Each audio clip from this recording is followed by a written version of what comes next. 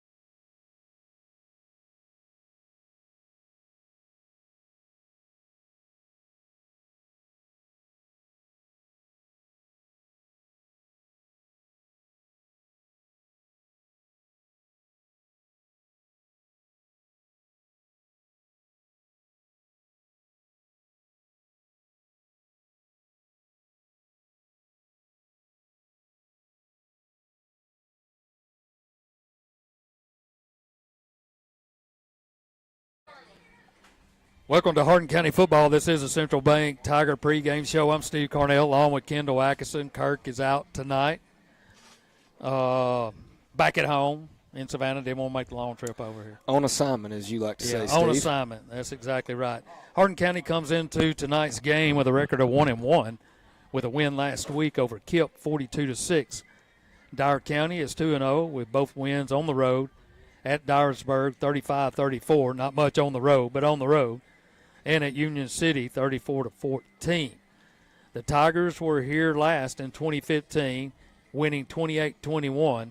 And the last time these two schools played football was in Jim Carroll Stadium in 2016, where the Tigers won 28-16. Dyer County has moved into our district after realignment.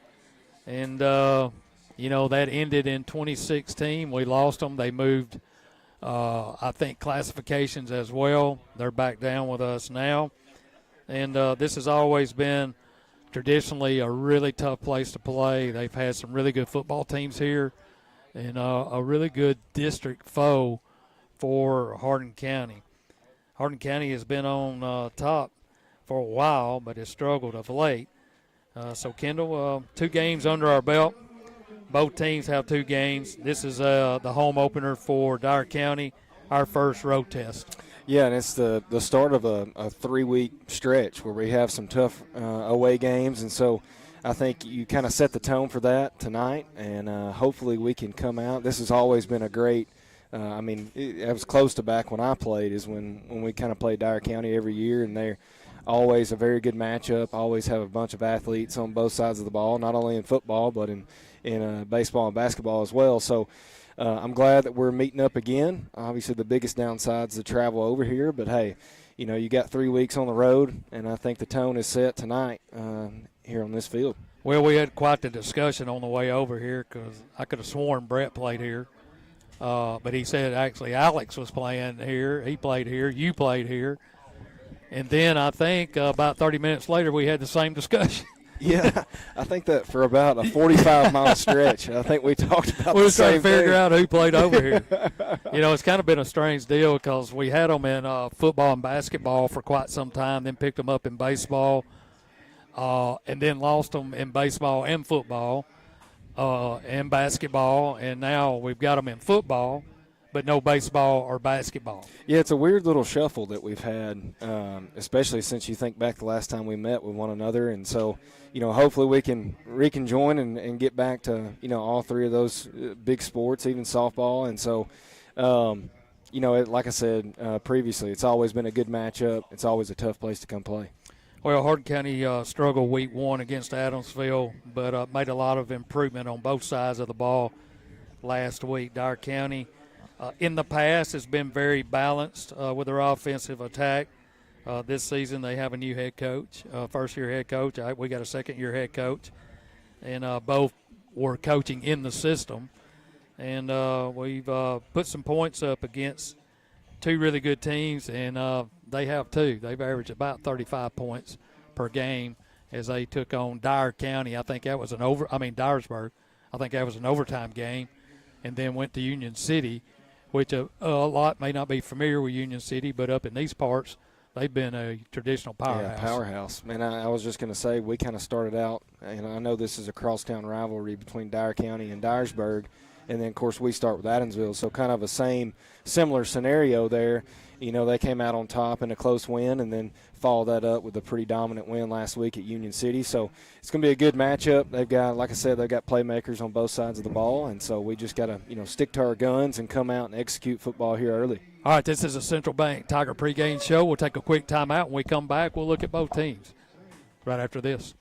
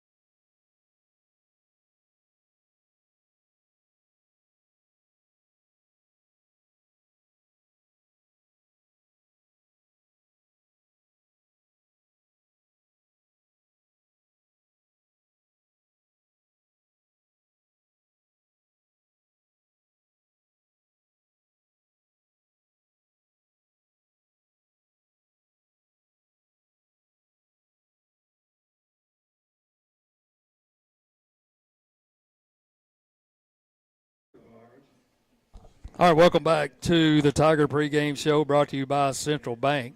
We're in Dyer County, New Bern, Tennessee. Dyer County band is out on the field, and they may be fixing to play the national anthem. These two teams, though, Kendall,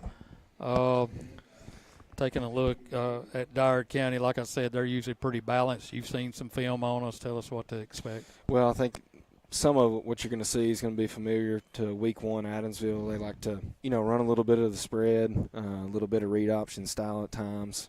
They've got two good running backs, a couple good wide receivers. Their quarterback can be efficient in the air or on the ground. And so, it's kind of a three-headed monster that, we learned to quickly respect in the second half against Adamsville. Obviously a different scenario here tonight, but it's good that we've seen that early in Week 1, and hopefully we're able to game plan this week in practice and prepare enough tonight to kind of combat three different aspects of the offensive scheme that they're going to present that can serve as a challenge for us. So, yeah, looking forward to it. And, I wrote down some of the keys for the game tonight. Of course, tackling is one thing, controlling the line of scrimmage. We didn't do that very well in Game 1. We did it well in Game 2. Against Kip. And let's take it. I'll tell you what let's do. They're fixing to play the national anthem. Let's take a quick timeout. This is the Central Bank Tiger pregame show. We'll be back after this.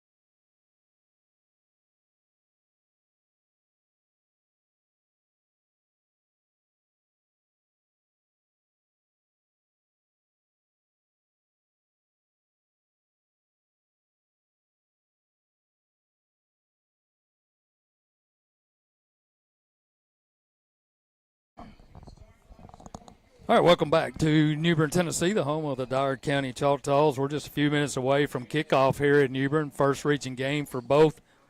Both teams come in, a couple of games under their belts. Dyer County 2-0, Hardin County 1-1.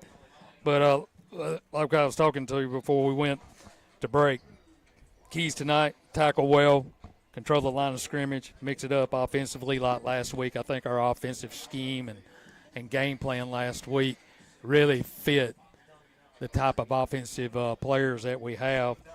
Get Lamarian and involved more. Coleman making good decisions. We really improved on the run game. And then tonight I think it's Dyer that we control the clock. Yeah, I mean, I think that's one thing we touched on the drive over was just tempo. They like to move fast. They put up a lot of points. So, you know, keeping our offense on the field and stringing together long drives is going to be important. I think one thing we talked about a lot last week, especially defensively, because they had, you know, Kip had some athletes that we had to respect outside the tackles when it comes to them kind of hitting the sidelines, is convergence, and that starts with our defensive backs, linebackers, you know, them coming forward and getting towards the football, and we did a good job of that last week when you compare last week to week 1 against Adamsville, and hopefully we let that carry over and kind of bleed into the first half of this ball game tonight. Well, this is a start of a tough stretch here tonight. Next week on the road again in region play at Chester County, and then the following week we'll go to Crockett County. So 3 of your toughest teams, probably your top teams in the district right off the bat. Yeah, I mean, there's no there's no room when it comes to taking days and games off. We've got a tough 3-game stretch here that, you know, anytime you go on the road, it can be a big test for your football team, and I think that's what kind of reiterates the importance of picking up that win last week and kind of giving us a little bit of momentum coming into this long week of practice and then here tonight. And like I said, hopefully we can capitalize on that and, show that here on the field. Dyer County captains are coming out. We're waiting on Hardin County to come out as we're just a few minutes away. Things have changed over here since the last time I've been here. They've got the Jumbotron. Beautiful campus. The football field looks in excellent shape. Of course, we're right over here to the southeast of the baseball facility and also the softball facility, all right here together in the soccer field up on top. So nice campus, and they've done a lot of improvements too. Oh, yeah, they've always had really good facilities. I think one key facility is obviously their gym. They've always had a beautiful gymnasium. But nonetheless, anytime you come over here, you know, you're getting the full work when it comes to their campus and kind of the facilities that they have here. Hey, let's take a quick timeout. When we come back, we'll take a look around the region. This is the Central Bank Tiger Pre-Game Show. We'll be back in 1 minute.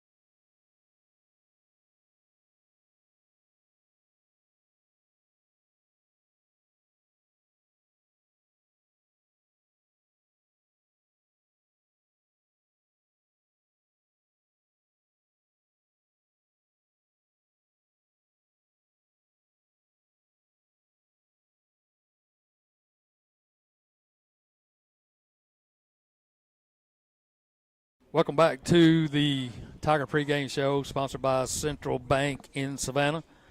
First of all, I want to thank Chuck with the radio station here in Dyersburg for helping me out. A long time since we've seen them. They're kind of like us. They go everywhere their teams go, and that's kind of the way you meet a lot of people. And he's like me. He's always looking for some way to be able to do some things to help the fans enjoy the experience, and he's got a setup here with our Wi-Fi and stuff like that. You can catch a game tonight on our YouTube channel, Slice 93. So go there, subscribe, hit the notification button, and when we're on the road, we'll bring it to you live each and every Friday night. Looking around the region, some interesting games going on as everybody getting in region play. Northside will be at Southside tonight, a big game. Crockett County at Lexington, and Chester County at South Gibson. And then, of course, our game here tonight. And like I said, we've got a tough 3-game stretch for sure coming up in the coming weeks. But it's going to be a tough one tonight. Like I said, home opener for them. Very proud tradition here, a winning tradition. And what you as a player and recently been in this type game, more so, and it's been a while. Yeah, it's been but we were just now talking about that. I mean, being on the road for the first time, district matchup, some of the things that you think Coach Seaton and his coaching staff has gone over with the players. Well, and I think one thing Coach Seaton, too, he was on the staff when I was playing, and of course, him and Coach Smith, I think they have a little bit of similar philosophy, but I think when you go on the road against an opponent like this with a very passionate fan base, it's always kind of reiterating, sticking to your guns, accomplishing the standards that you lay out as a team that start, early in the summer and transition into the fall, especially when you're kicking off the season. And so I think the biggest thing tonight is obviously execution. And of course, I think you're going to need that on both sides of the football because, like we just pointed out, they like to move the football with that spread offense. They're very fast and athletic on their defensive front, their defensive backs. So there's not a whole lot of room for error. And so what it boils down to is you got to execute, do the little things right. And usually when you compile all that in the long run, that's when you typically find success. The Tigers have made their way in to the stadium and in the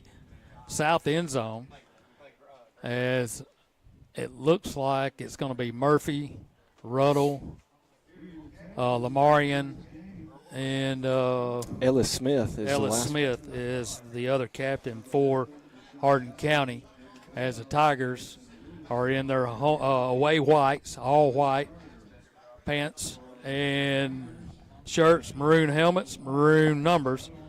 Dyer County in orange tops with white bottoms and a white hat as the captain's getting ready to meet. We'll take a timeout. When we come back, we'll have the opening kickoff. You've been listening to the Central Bank Tiger Pregame Show. Back after this.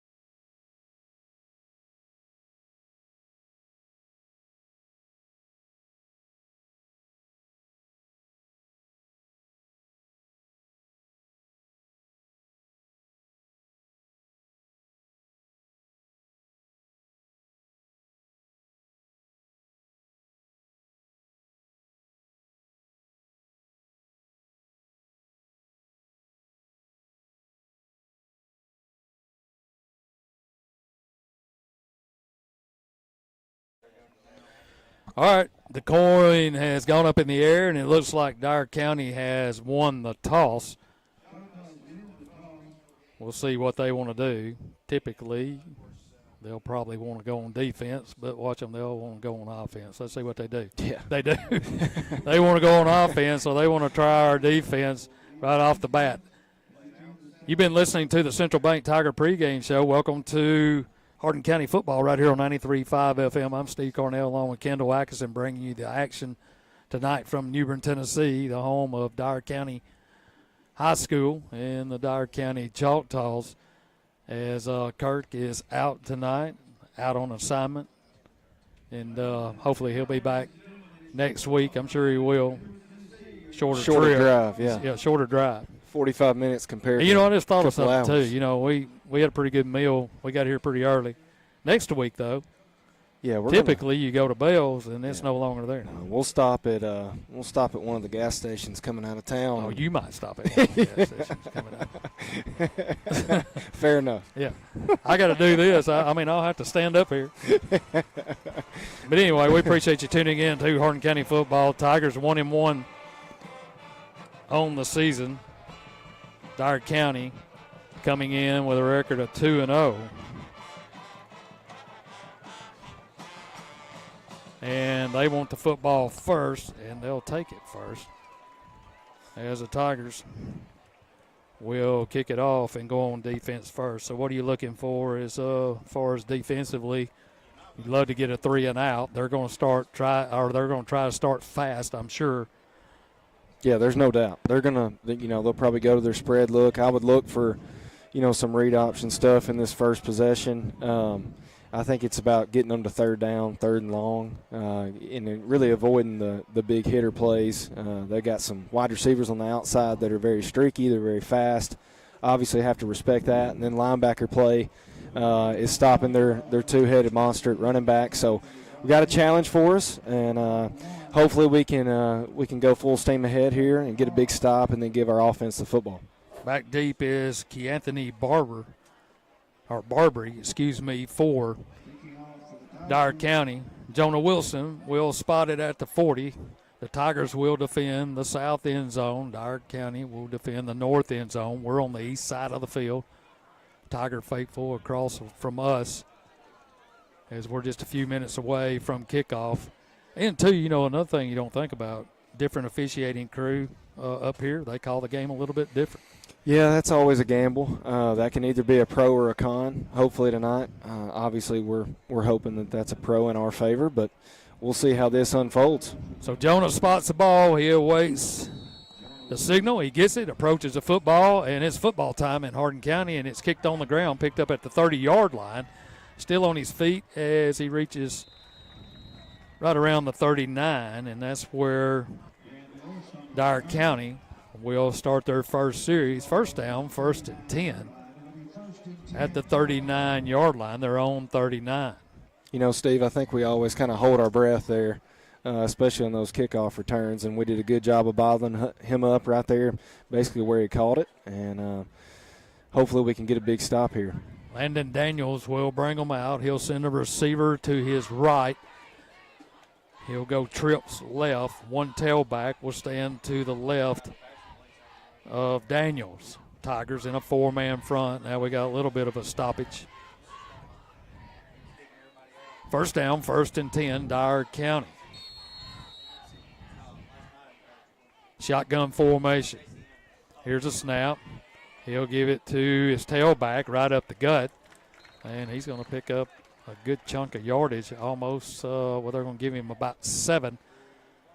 Started to the right, and a big gaping hole to the left. And Tigers give up a big play on first down, 2nd and 3. Same formation. Now they'll go 2 receivers right and left, tailback to his right. Daniels in the shotgun, 4-man front for the Tigers. Here's a snap, high snap. Here's a quick throw out to the outside, trying to get some running room. Has the first down, gets in Tiger territory. To about the 45-yard line, just a quick, controlled.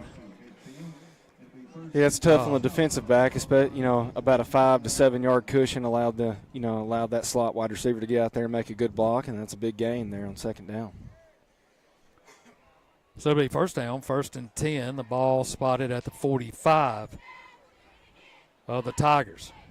Now man in motion to the right. They fake it to him, give it to the tailback right at the middle. He's hit at the line by Hardin. He was in the backfield, spun off that tackle, and got to the 40, so he'll pick up a 5 on that carry. A good hard run there. Yeah, Hardin had a chance to get him down just about the line of scrimmage, but he's a powerful back. He can run through the arm tackles, and that's where our linebacker play is going to be a big key in tonight's game, is not allowing him to get many yards after contact. That's Fulton on the carry. He's a thick young man. Yes. 2 receivers right and left. Now motion to the right. They'll pitch it to him this time. That's Barbary. Cuts it back against the grain. Still on the field at the 30. He's at the 20. Breaks a tackle there. Heading down the sideline And he'll be into the end zone and touchdown, Dyer County. That play started to the right. He cut it back to the left, and the Tigers over pursued. Nobody was home. Broke one ankle tackle and then took it to the house. Yeah, he's athletic, and he made us pay. He found a really good seam up the left hash and stretched it out down the left sideline, and like you said, made us pay.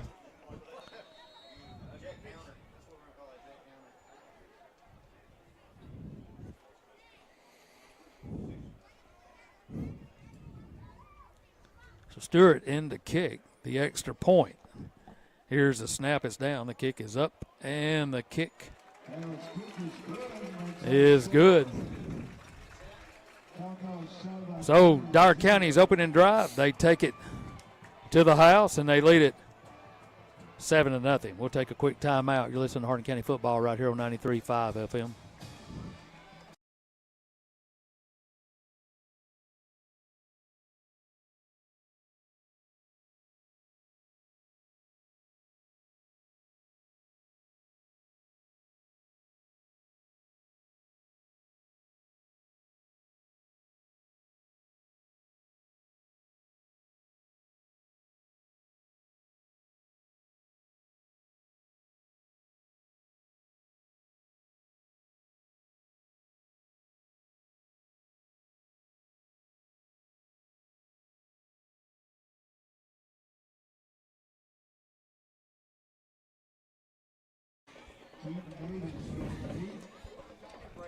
So the Choctaws take the opening drive. They started at their own 39-yard line.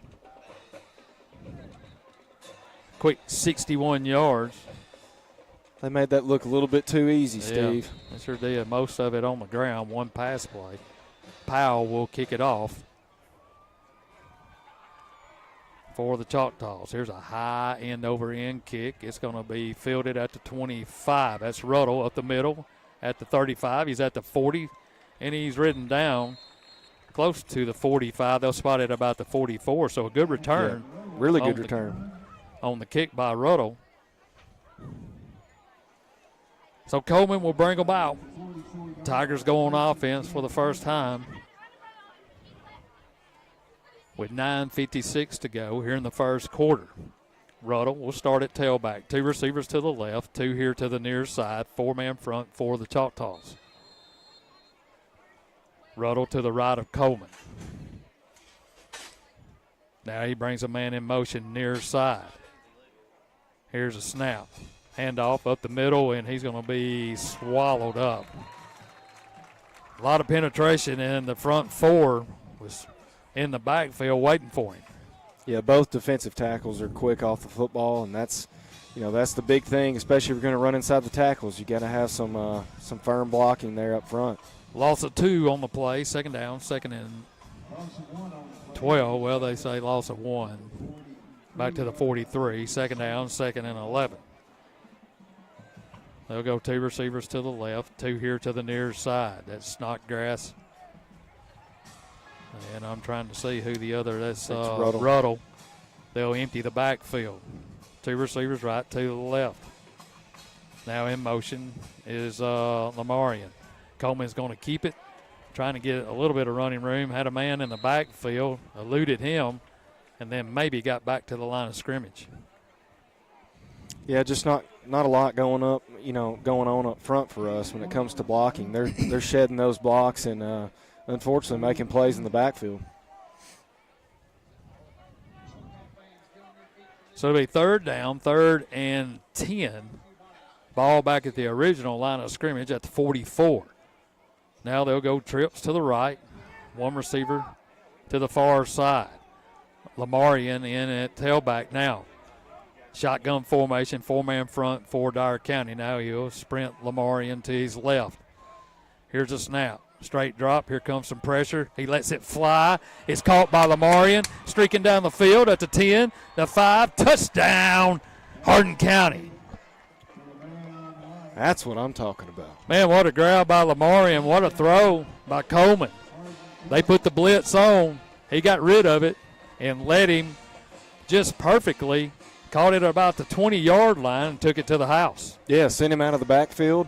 and I could tell there's a little bit of confusion with their linebackers, and he just beat the linebacker down the seam. Coleman threw a great pass. Tigers are on the board.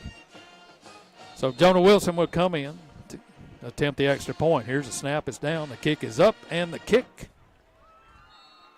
is good. 8:12 to go here in the first quarter. We're all knotted up at 7. You're listening to Hardin County football right here on 93.5 FM. Back after this.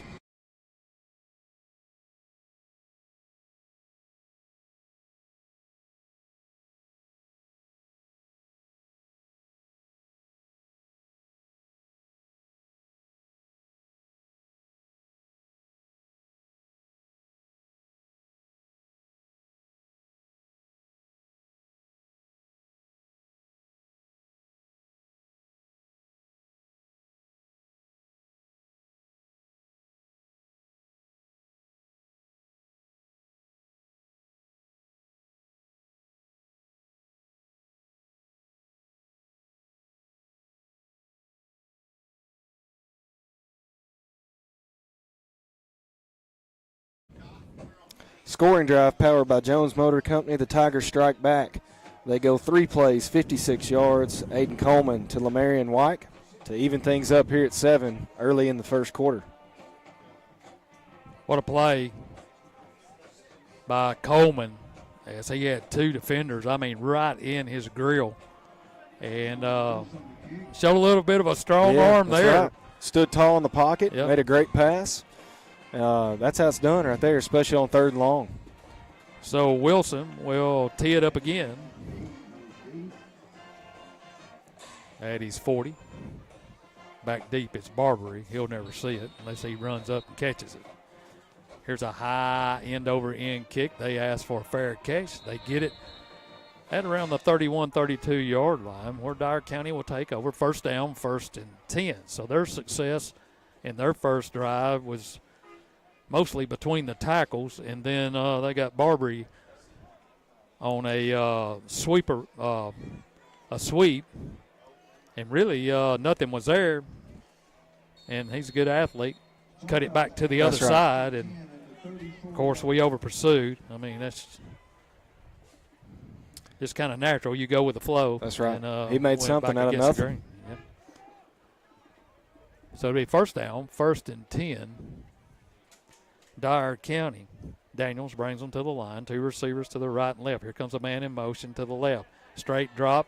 He fires down the field looking for his wide receiver going down the line. And now here comes a flag from the official that was 15 yards trailing the play. Unbelievable. The official that was on top of it, he didn't call anything. I saw him reaching.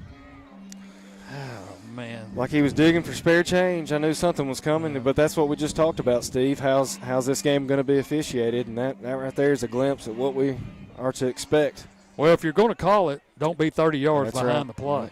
I agree. There's no way he could have saw. And, they were both fighting back and forth. Yeah. It wasn't anything egregious. It's a football play.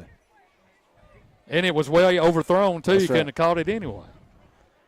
I don't know how Coach Seaton is. He may not be. He may be giving an earful. Here's a snap, handoff, tailback. Ducks his head at the 50-yard line. He's going to be pushed back. Now he's pushing back. And this pushes a pile after he was stopped at about the 49 in Tiger territory. And then he pushes the pile forward to the 46-yard line. Probably picked up 3 yards with 6 Tigers on his back. Yeah, well, they just all got behind him, and it just became a scrum at that time. 8:06 to go here in the first quarter, all tied up at 7. Daniels brings them to the line. Second down, 2nd and 5. 4-man front for the Tigers. Here comes a man in motion to his right. Now he'll stop and get in the pistol formation. Here's a snap. They'll give it to Barbary. Trying to get outside. Breaks a tackle there. He does get outside at the 40. Still on his feet at the 30. And then he's going to be shoved out of bounds He's dangerous, and they're finding ways to get him the football. Yeah, if he catches the edge, we're in trouble, especially if we don't have anybody there. There is a flag down on the field. So that'll be enough for a first down, but let's see the flag and see what we have. Looks like they're walking backwards, so it looks like it may go against the Choctaws. Maybe a block in the back. No, holding. So that one is coming back. So we got to pay attention to 13. Yeah, he's going to be a problem. He's an electric player. Like I said, if he catches the edges and we don't have anybody there within a close enough range, he's going to make you pay. So the holding penalty will bring it back in Choctaw territory back to the 49-yard line, where it'll be second down, 2nd and 10. 3 receivers to the left. Now they're going to talk about it again. 3 receivers left, 1 to the right. Fulton, the tailback, to Daniels left. 4-man front. And now we've got another timeout. Trying to figure out, I don't know if they've got it spotted right or not. A lot of confusion out there right now. Because it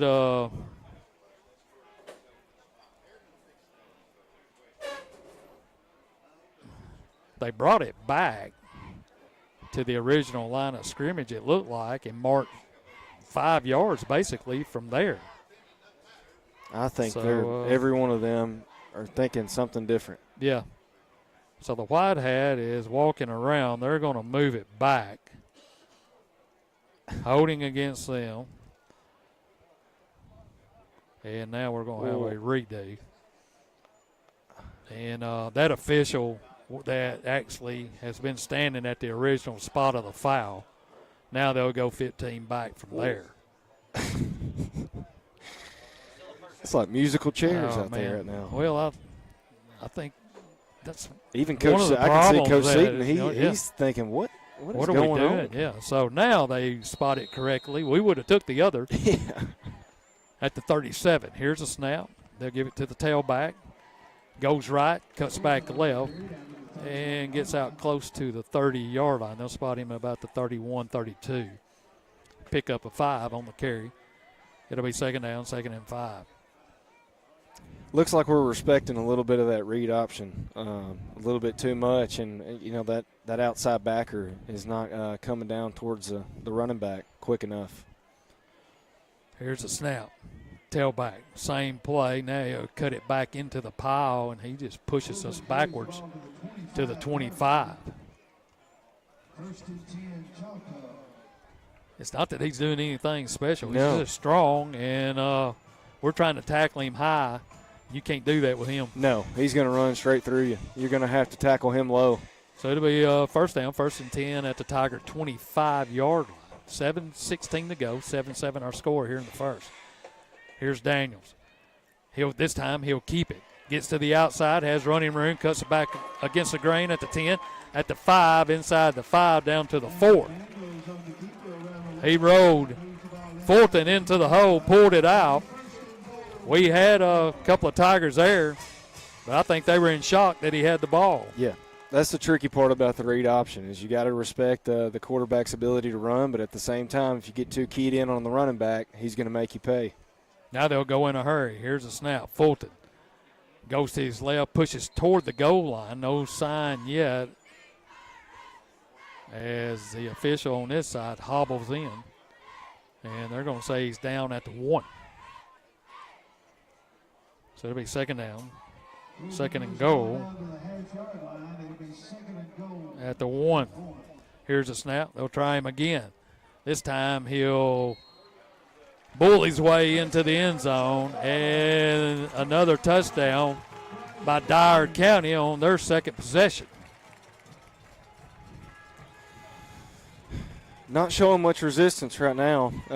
Fulton's making, racking up on the yardage on the ground. He's had 3-4 yards before he gets touched on most of his runs. The key to the game that I had is control the line of scrimmage. That's what we didn't do against Adamsville, and they ran all over us.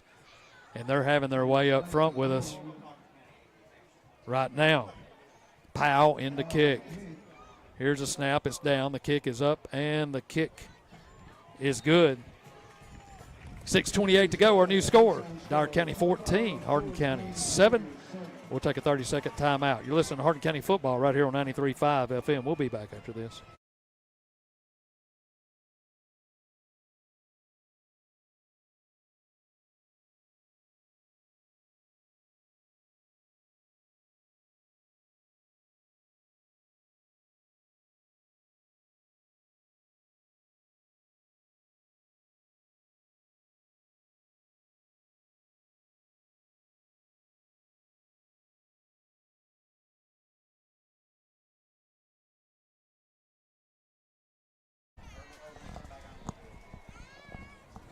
A 1-yard run by Fulton, and Dyer County back on top 14-7 with 6:28 to go.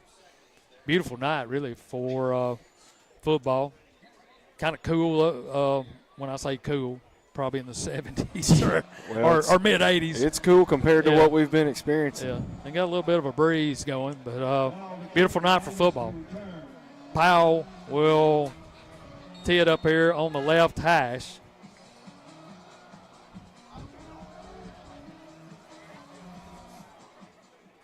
Here's a snap. Here's the kick. It's taken at the 30 by Ruddle.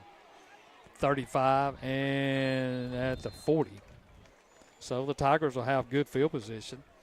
First down, 1st and 10 at their own 40-yard line. Hey, I want to remind you, in the morning, Sports Talk, 9 a.m., Kendall and Brett will be in for me and Kirk in the morning as they'll talk to Coach Seaton about this game and get you set for next week. We'll be on the road again as we'll take our show to Chester County, take on the Eagles, another district matchup. Right now we got our hands full here in Dyer County. Coleman brings them out. 2 receivers right, 1 to the left. Man goes in motion left. That's Smith.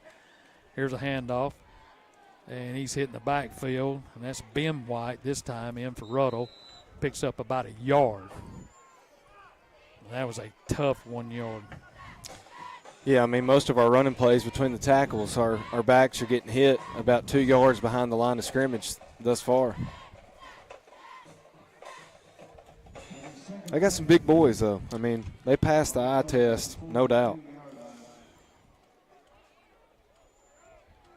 So now Coleman looking over to the sideline, gets the play. White is directly behind him in the pistol formation, 3 receivers to the left. Tight formation, right and left. Here's a snap. They're going to pitch it out to Ben White, trying to get outside. Nothing there. Now cuts it back against the grain, cuts back up the field, breaks the tackle, and then goes across the 45 to about the 46, 47-yard line. Man, they were out there waiting on him. Had the potential to be a big loss, and Ben's vision, he immediately cut it back and picked up about 3 or 4 yards. So that brings up a 3rd down, 3rd, and about 3 yards to go. Looks like they need to get right at the 50-yard line for the first. Cohen in the shotgun. Tight formation left. Now they jump, and that's going to get us the first down. Good acting job there by our offensive lineman. Yeah. That's 3 weeks in a row, Steve. We've used the oldest play in the book and picked up a first down. Yeah, the man right over the ball is the one that moved. So that'll move the football into Choctaw territory, and it'll be a first down, a Hardin County Bank first down for the Tigers. So it'll be first down, 1st and 10 from the Choctaws' 48. Same formation, tight formation to the left. 2 receivers over there, along with the tight end Smith. Snodgrass here to the right. White right behind Coleman. Here's a snap. They'll hand it up the middle, and he's going to be hit in the backfield. And I can tell you what they're doing now. They know we can't run. They're going to dare us to throw it because they had looked like about That's 6 or 7. The box is loaded. Yep. So that'll bring up 2nd down, 2nd and 11, loss of 1, back to the 49. Now they'll go trips right. 4-man front. Now the linebackers will sneak up. Here's a snap. They'll throw it out here to Lamarian. Breaks a tackle. He's at the 45 and goes inside the 45 down to about the 43-yard line. A good pickup there on second down. It'll bring up third down and manageable. I think they got us holding, down. Steve. So there is a flag on the field.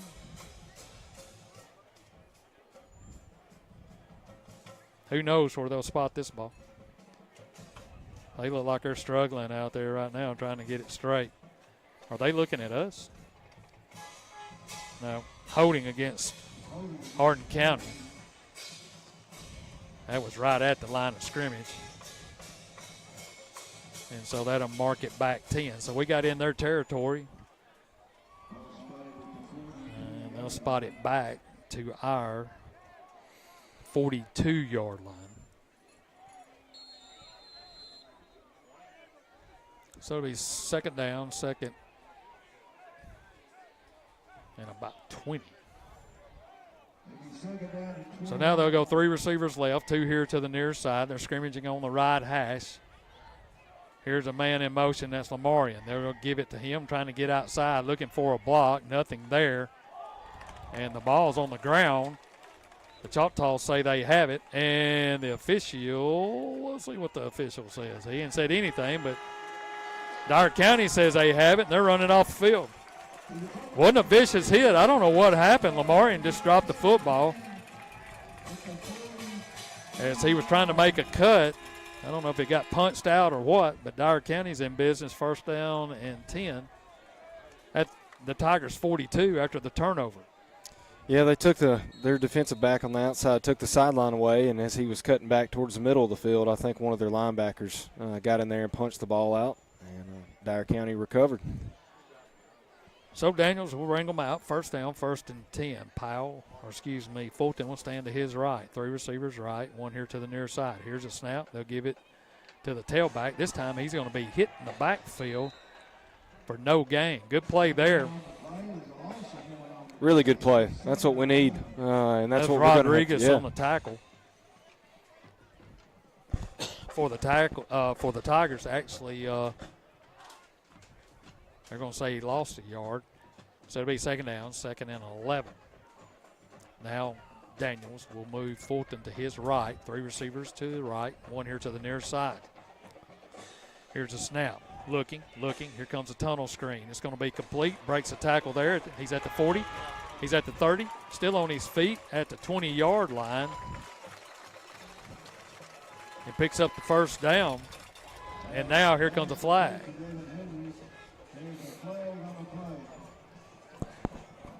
That was after the play had happened. We had a man in position.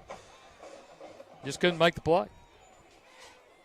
No, if you could sum up Dyer County's offense, I think it's that wide receiver tunnel screen. That they did that when I played and still holds true today. And they do a really good job of executing it, and it's a tough play to defend. That was Hayward. And I don't know if it's against Dyer County or against the Tigers. They're still discussing it. So let's see. So it's a dead ball, personal foul against Hardin County. Personal foul against Hardin County. Something was probably said after the play. And that attack on another 15. Well, I'll say this. We can't afford, number one, turnovers, and we can't afford penalties like that. Absolutely not. Those are only going to hurt you right there.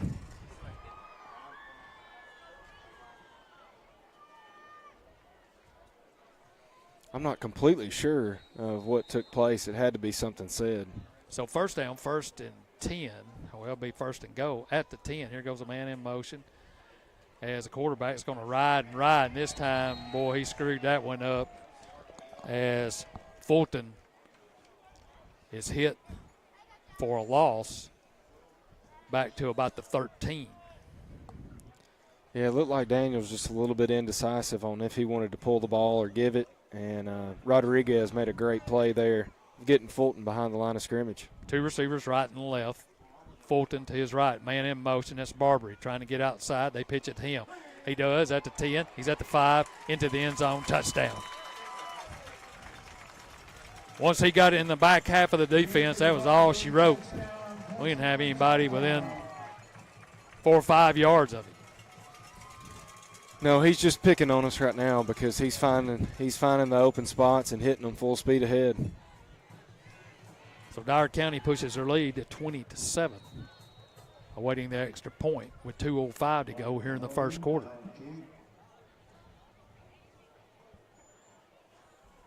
Powell to kick. Here's the snap. It's down. The kick is up, and the kick is good. 2:05 to go here in the first quarter.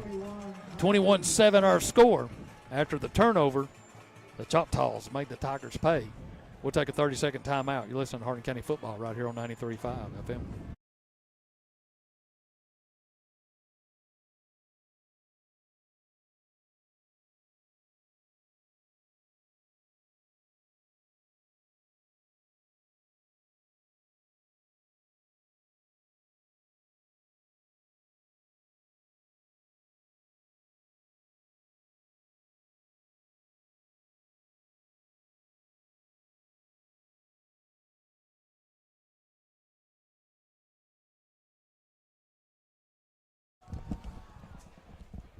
Well, the Tigers turn it over, and the Choctaws make us pay.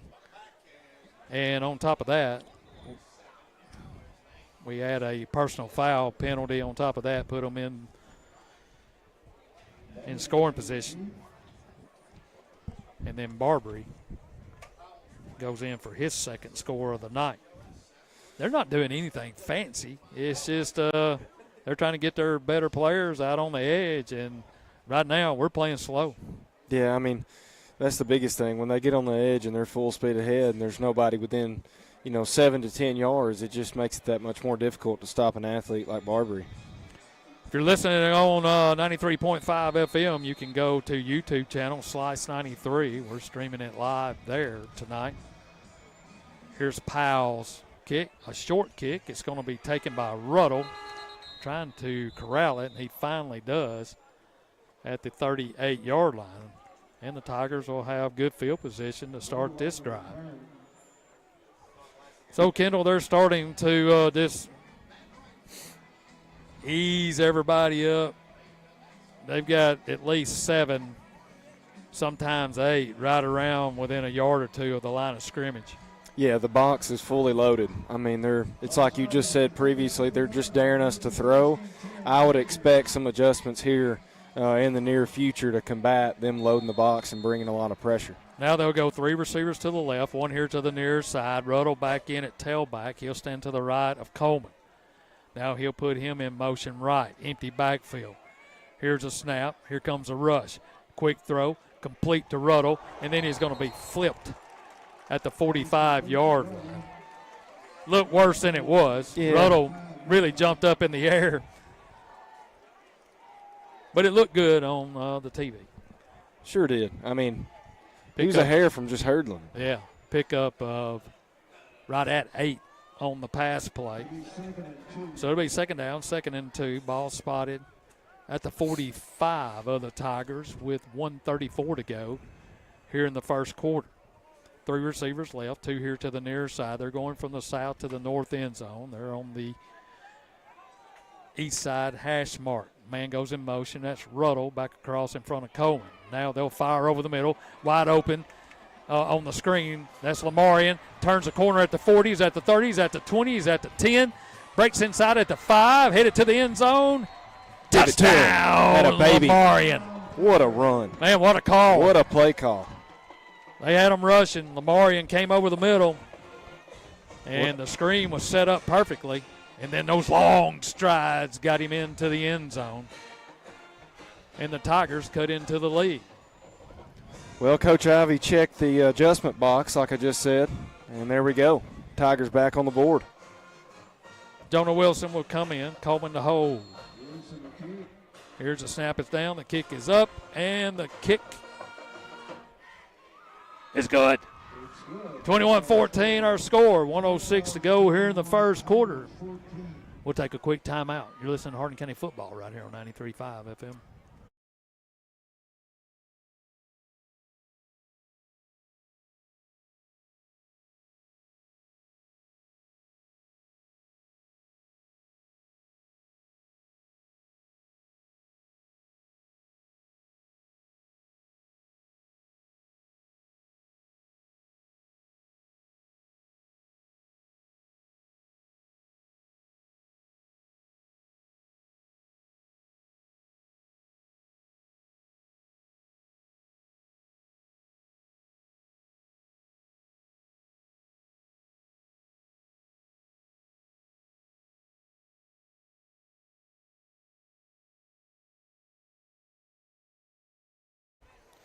Scoring drive powered by Jones Motor Company. The Tigers go 62 yards before Aiden Coleman connects with Lamarion Wyke once again on a 56-yard touchdown pass to cut into the Dyer County lead.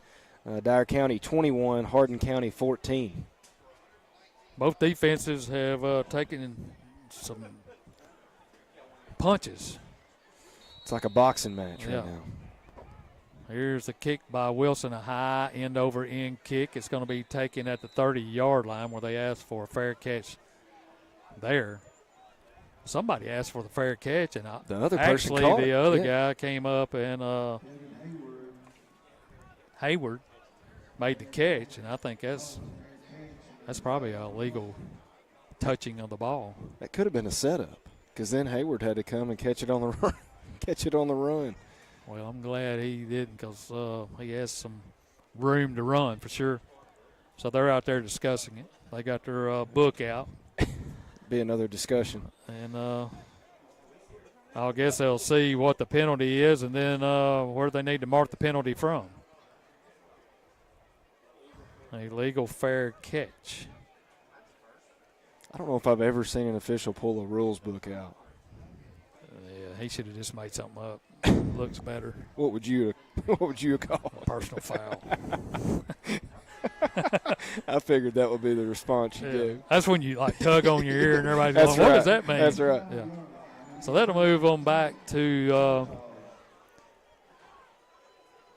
the 25 is where they'll start this drive. Powell to the right of Daniels. Now man in motion. That's Barbary to his right. They're going to try to throw it long, have a man down there, and it's going to be ridden out of bounds, incomplete.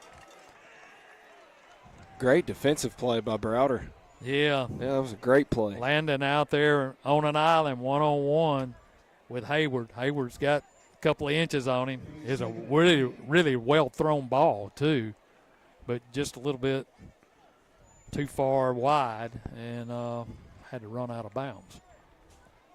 So it'll be second down, 2nd and 10 on the incompletion. 3 receivers to the right, 1 here to the near side. Here's a snap. He'll give it to Powell. No, he'll keep it this time. Hit in the backfield. Just ducks his head, and then he'll be knocked down. Pickup of about a yard on the carry.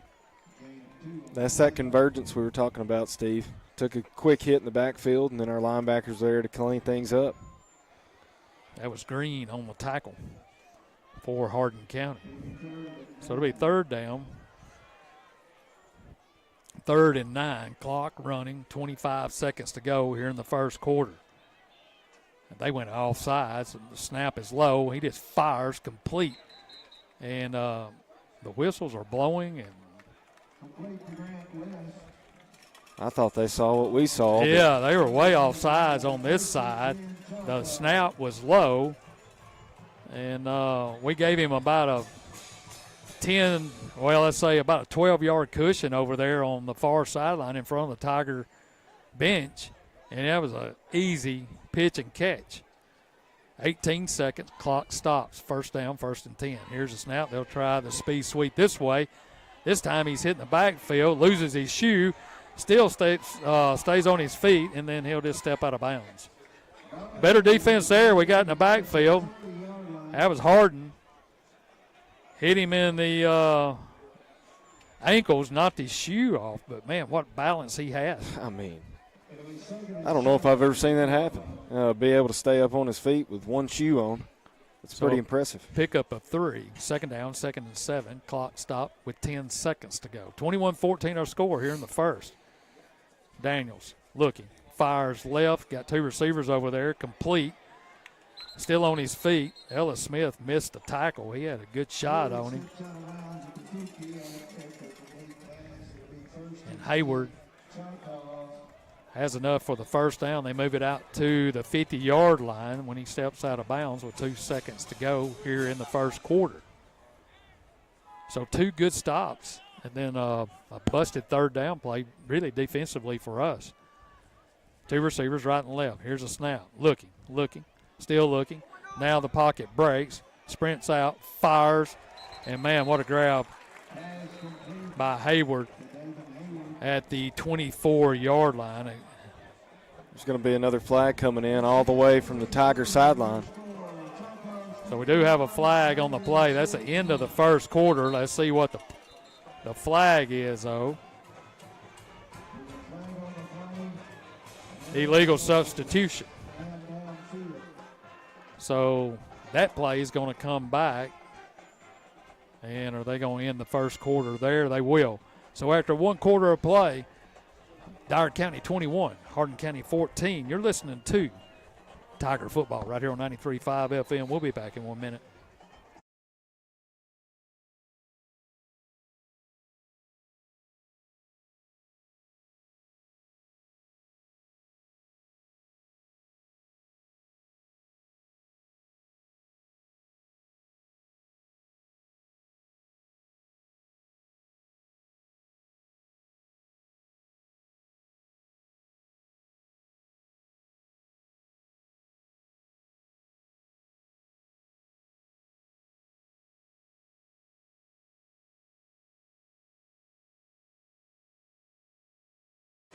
Okay, they bring the teams back out. They'll play an untimed down after the penalty.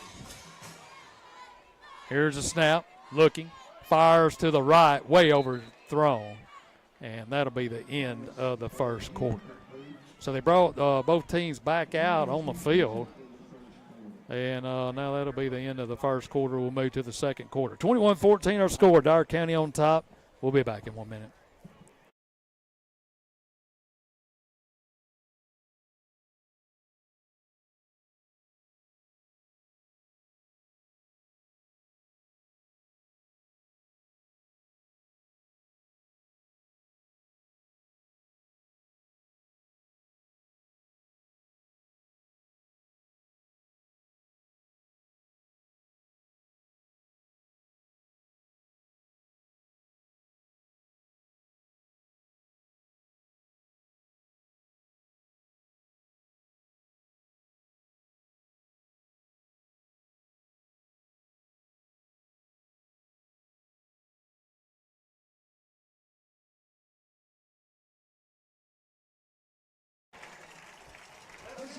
All right, welcome back to Dyer County as we're heading to the second quarter, and a young man out there just kicked a 25-yarder with some distance for 100. Give him a jersey. He strapped that. This is one of those games that our partner, KC, would be having to come apart right now with this officiating. Kirk would be in a mild case of AFib right now if he were here seeing this officiating. He would be eating it up. It's not what they're calling; it's what they don't know what to call and how to mark it off after they call it. All right, here's second down play, screen play on the outside, still on his feet. That's Hayward, picks up about 4, maybe 5 on the carry, and that'll bring up third down as he gets back to the original line of scrimmage. They had him in the backfield, hit him a couple of times. He's a big kid, though. Well, he'll pick up 4. It'll be third down, 3rd and 11. Big third down play for it's a huge third down right Tiger defense. Daniels in the shotgun formation. 3 receivers here to the near side. They're going from the south to the north now. Here's the snap, straight drop, flushes, now fires over the middle. It's going to be complete at the 40-yard line. Ruddle comes up, misses a tackle. And then Barbary picks up another couple of yards for the first down. It's like watching Tennessee. Yeah, Chavez coming off the left edge there. It looked like he could have had a little bit of a jersey pull going on, but nonetheless, no laundry on the field. Two receivers right and left. Shotgun formation. Four-man front for the Tigers. Here's a snap. They'll give it to Powell right up the middle. Has running room as he works his way across the 30-yard line to the 29.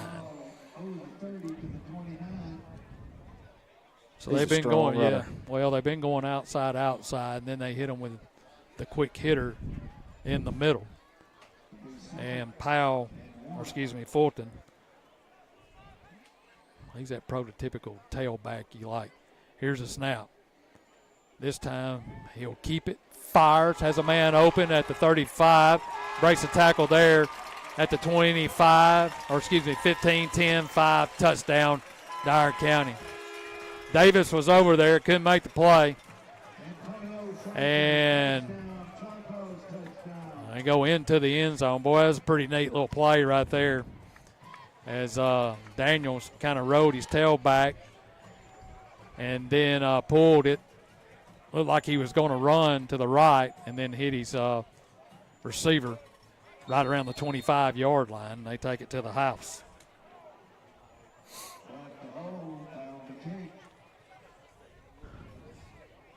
Powell in the kick. The snap is down. The kick is up, and the kick is good. 10:25 to go here in the half. Our new score, Dyer County 28, Hardin County 14. You're listening to Hardin County football right here on 93.5 FM. Back after this.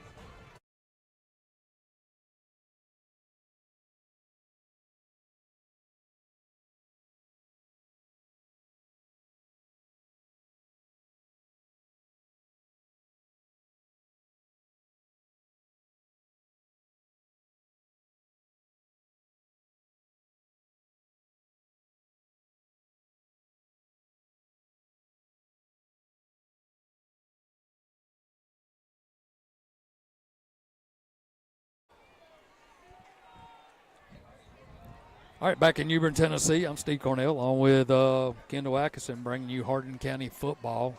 First district matchup, first road game for the Tigers. We got a good one going on. Hadn't been the best defensive game for both sides.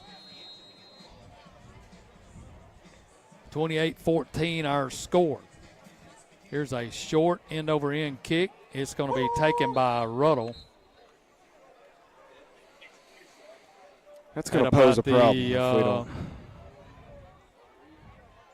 They're going to spot it at the 43-yard line. It'll be first down, 1st and 10 Tigers.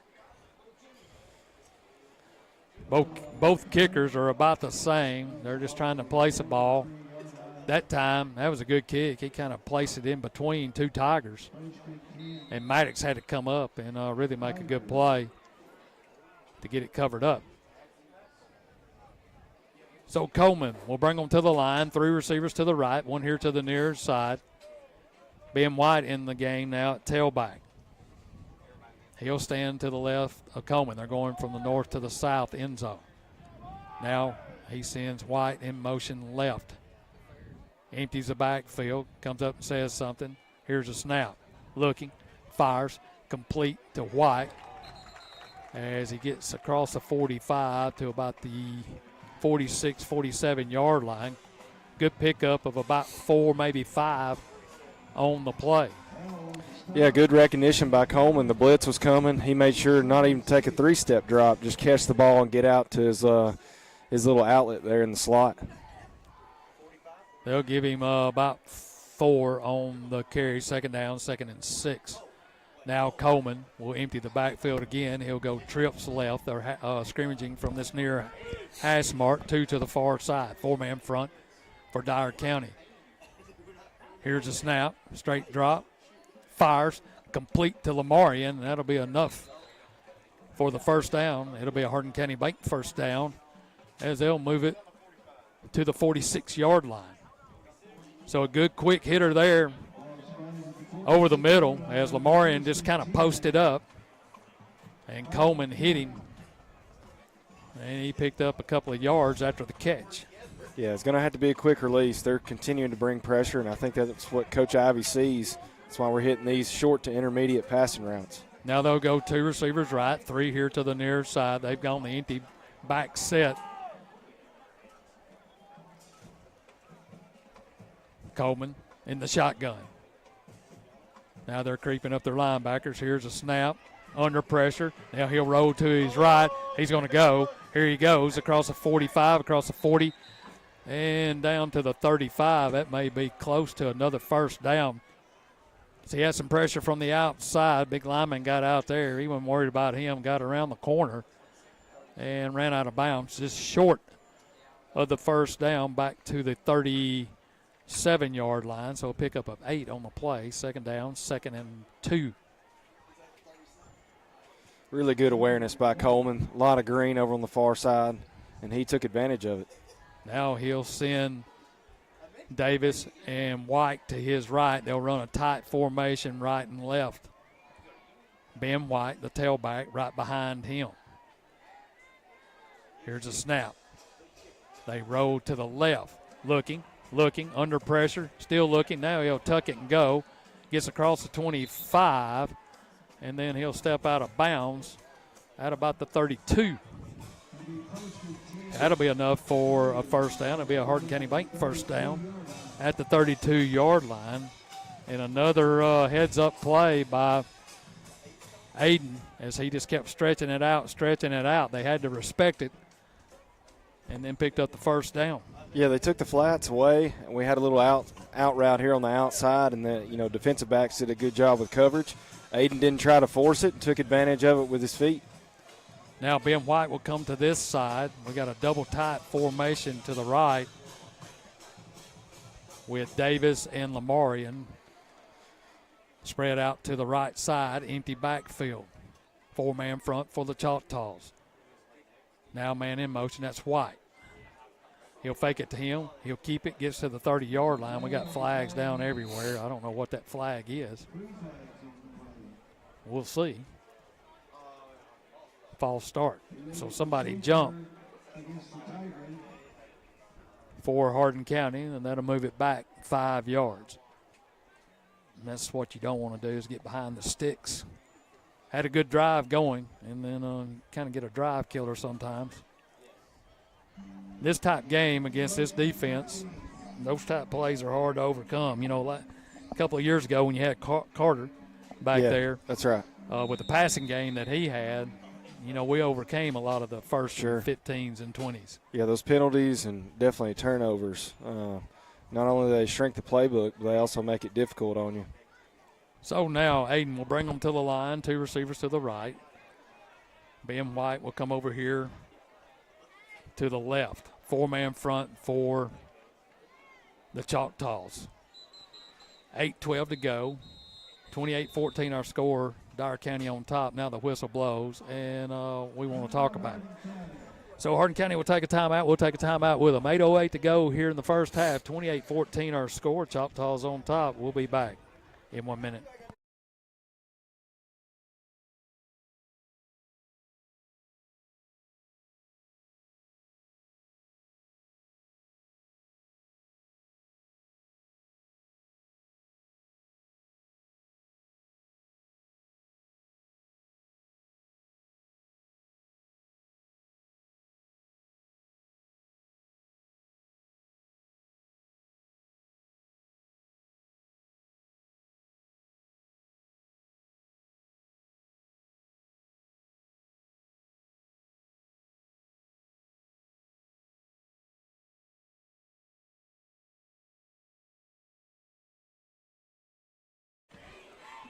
Back in New Bern, Tennessee, I'm Steve Cornell along with Kendall Atkinson, bringing you Hardin County football tonight from Dyer County High School. First down, 1st and 15. The ball at the Choctaws 37. 3 receivers to the right, 1 here to the near side. Now he'll empty the backfield. He moves Ruddle to his left. Here's a snap. Straight drop. Has to fire it quickly, and it's going to be incomplete. That time the end was in his face and trying to get Ruddle Second and 15. and threw it over the top of his head. Good coverage there by Barbary. So that'll bring up second down, second and 15. Yeah, one of those routes, especially when Ruddle's given a little bit of cushion, maybe you want to just stuck the ball in there, but Coleman's had people in his face each time he catches the football, so he had to get the football out quick. Now he'll send Davis and White here to the near side. Ruddle, Snodgrass, and Smith to his right. Empty backfield for the Tigers. 4-man front for the Choctaws. 8:04 to go here in the half. Here's a snap. Straight drop, looks, fires, and that's pass interference. Here it comes. That was a quick hit by Hayward. Got there too early. And that was Snodgrass, the intended receiver, or Ruddle, the intended receiver. And he's going out. Yeah, he felt that one. Yeah, he took a pretty a good strong pop. lick. But once again, you saw it there. Coleman, as soon as he catches the ball, he's got to get the ball out of his hands, and he made the right decision. I think it would have been a completed pass had Ruddle not been hit before the ball came to him.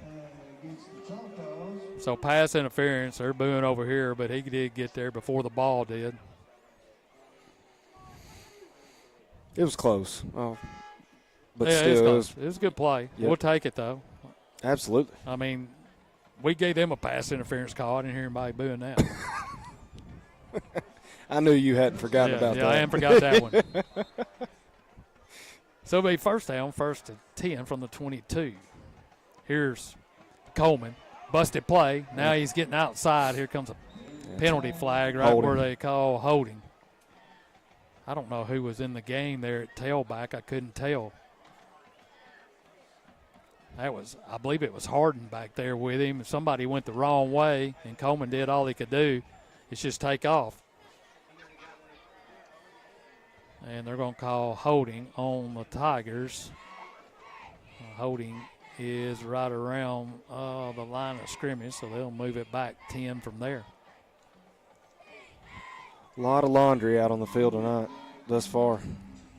Yeah.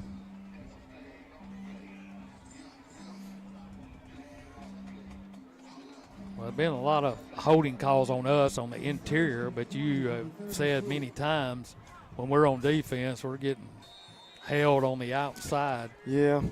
But it'll be first down, first and 20 now. Ball spotted back to the 32. 7:51 to go here in the half. Coleman will bring them to the line. Receiver right, receiver left. White the tailback. Here's a snap. They'll give it to White right up the middle. He just ducks his head, and then he just gets stuffed.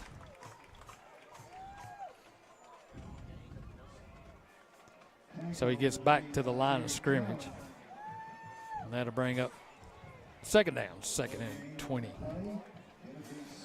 There just hadn't been a lot of room running between the tackles. No. Especially in this first half. I mean, there's just not much happening there between the tackles, and then it makes it difficult on us hitting the outside. So White will go out. Ruddle will come back in. They'll go trips right, two here to the near side. Davis and Lamarian over here to the left. Ruddle, Snodgrass, and Smith over to the right. Empty backfield. They creep a couple of players up. Lamarian goes in motion. They fake it to him, looking over the middle of the field. Had Ruddle open and just misfired over his head. Well, that's one of those. He had a step. Yeah, this is one of those. Not a lot of pressure, especially when he dropped back, and let Ruddle cross that hash mark, and he's probably got more space. So that'll bring up third down and 20. Clock stops with 6:58 to go here in the half. Stay tuned for our Central Bank halftime report. At the conclusion of the first half, we'll go over the scoring plays and get you set for the second half. That's brought to you by Central Bank. Three receivers to the right, one here to the near side. Lamarian now back with Coleman in the backfield. Now Lamarian goes left. Here's a snap. Looking, fires. It's going to be complete, but he's immediately hit and dropped as he gets across the 30 down to about the 28-yard line. So that'll bring up 4th down. So first 4th down play in the game. And the Tigers will have it 4th down, 4th and about 15, maybe 16, 17. Ball spotted at the 28-yard line. Coleman empties the backfield. 3 receivers to the right, 2 here to the near side. 4-man front for the Choctaws. Coleman over there talking to his receivers to the right. Now he looks to his left, shouting out some instructions. Now they're trying to draw him off, and that doesn't work. So Coach Seaton will take a timeout. We'll take a timeout with them. 6:04 to go here in the half, 28-14 our score. You're listening to Hardin County football right here on 93.5 FM. Back after this.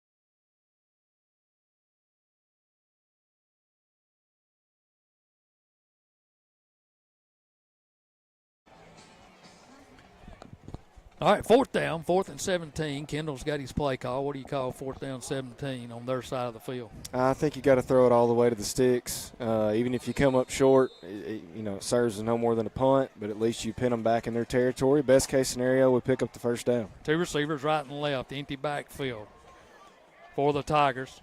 Now a man in motion, that's Ruddle. They'll fake it to him, looking, steps up in the pocket. Now Coleman will take off. He's at the 20, and he'll be knocked out of bounds. Snodgrass looked like he was open right around the 5, but it could have been. Maybe his man left him once Coleman just stepped up and took off.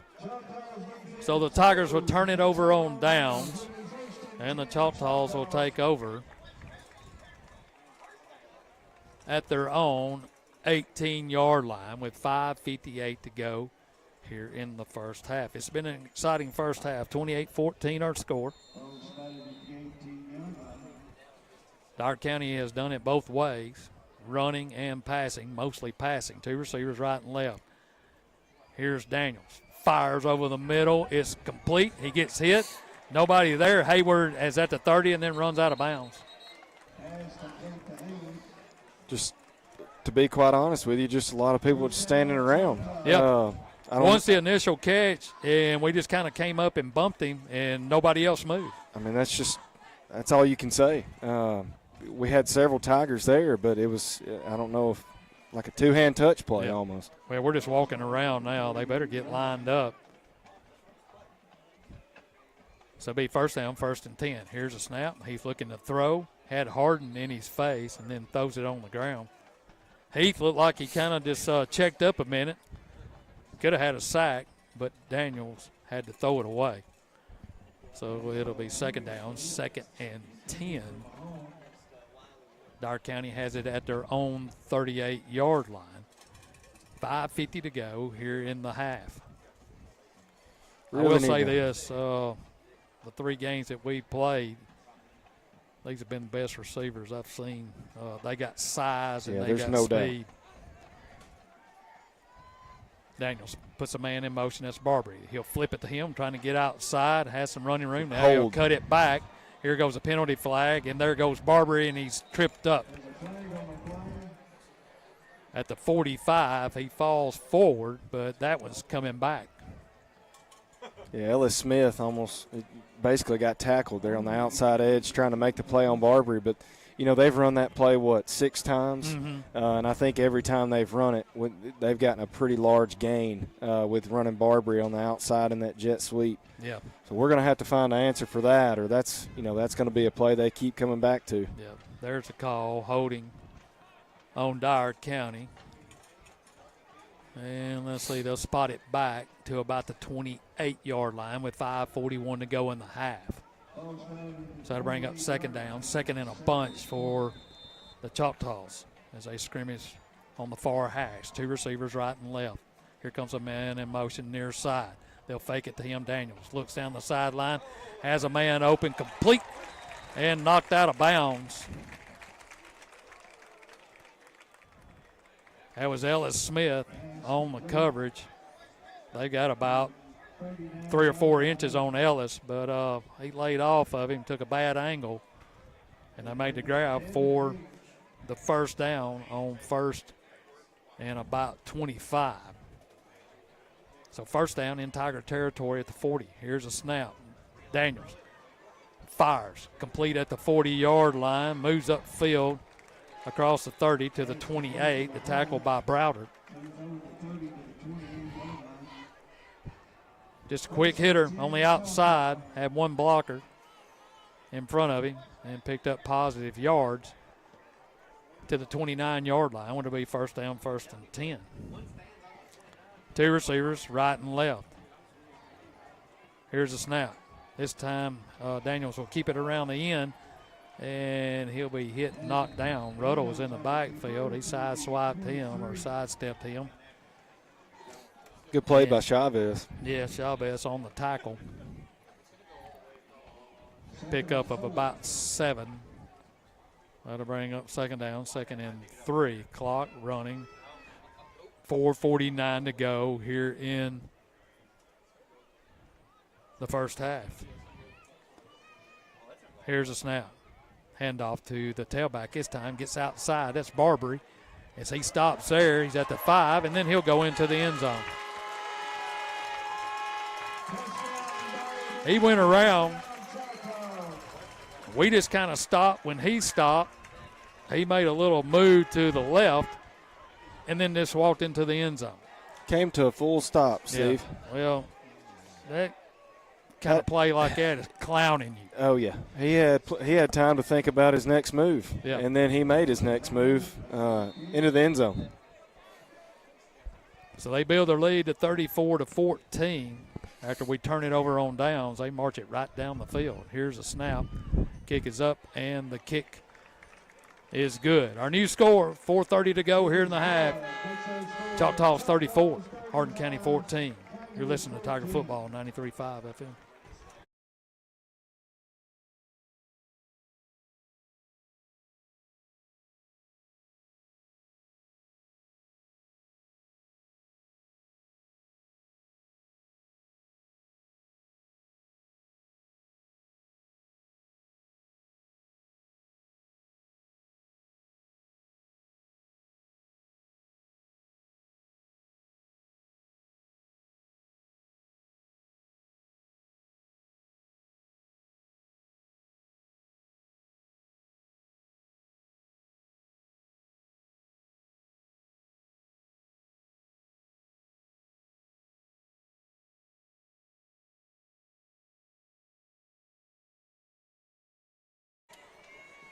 Coming up at halftime will be the Central Bank halftime show. We'll get you caught up on all the scores in this half and get you ready for the second half. Want to remind you in the morning, Sports Talk, right here on 93.5 FM at 9 a.m. Coach Seaton will be in with Brett and Kendall. And then they'll get you set up as well for Tennessee football right here on 93.5 FM. Here's a high pooch kick. Call for a fair catch. And Corb Smith will get it at the 35-yard line, take a knee, and the Tigers will have it first down, first and 10, trailing 35-14 with 4:29 to go here in the half. You know, you got to think, Steve, this is a key drive here. We need to put some points on the board, especially before halftime. Maybe we can string a long drive together and get some points on the scoreboard. And we'll get the ball to start the second half. That's right. It'd be huge. So Cohen will bring them out. 3 receivers to the right, 1 here to the near side. Tailback to the left, that's Ruddle. Now he'll move him out left. Empty backfield. Here's a quick pass to Browder. And he looked upfield and fell incomplete. He took off running before he actually had the ball and fell incomplete. I don't know that he would have got anything out of it. They were right there to make the play. So it'll be second down, second and 10. Now he'll send Browder and Lamarian out to the right. Snodgrass here to the near side. Here's a snap. He'll give it to Ruddle. Trying to get outside, nothing there, and he'll pick up a yard or two as he goes across the 35 to the 36. So it'll be third down, 3rd and 9. Clock rolling. Be under 4 minutes. Sure don't need them give them the ball with a bunch of time left.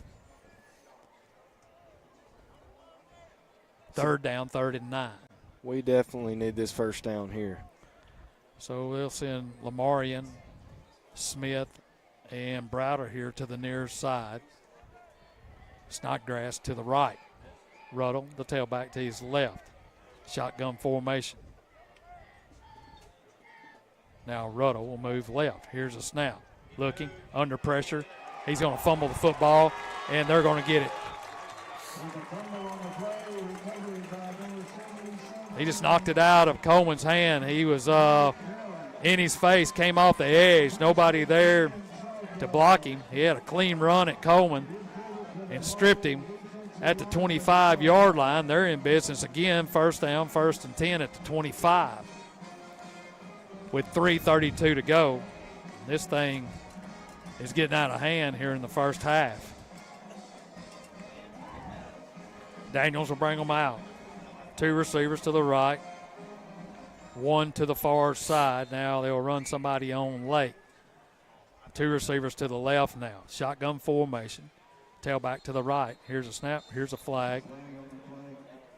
And I think they're going to say they had too many players. They didn't have too many players. They just ran one on late.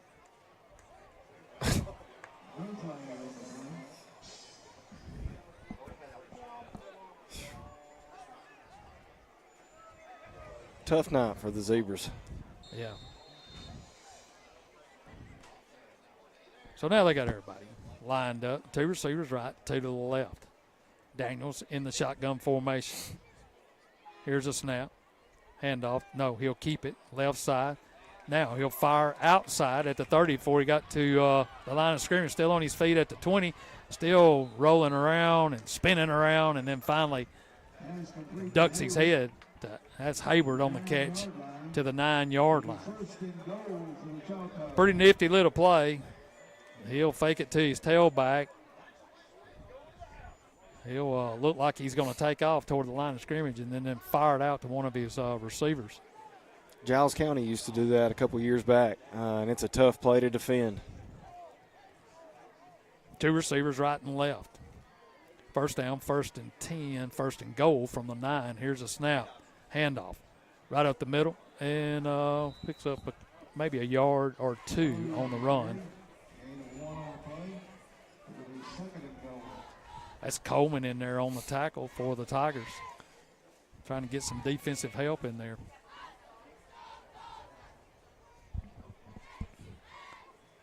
You don't see that quite often. Your quarterback playing. He's aggressive. Yeah, that's why they like him out there. Here's a snap.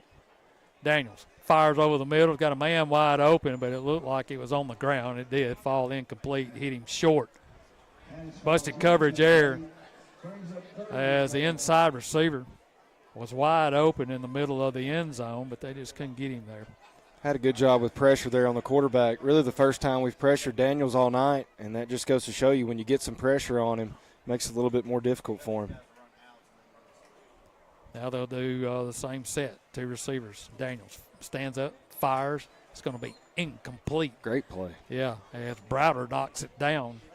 Tried to get the inside seam. And a good play by Landon. And that'll bring up 4th down, 4th and 9. I don't know if they'll kick it here. They may decide to kick it. They may decide to go for it. But it'll be 4th down, 4th and goal from the 9. They're going to keep their offense out on the field with 2:19 to go. 2 receivers left and right. Daniels in the shotgun formation. Man comes in motion. They'll fake it to him. Throw it into the end zone. It's complete. Did he get out of bounds? No, they're going to say a touchdown. Hayward had a little bit of running room. That was Davis on the coverage.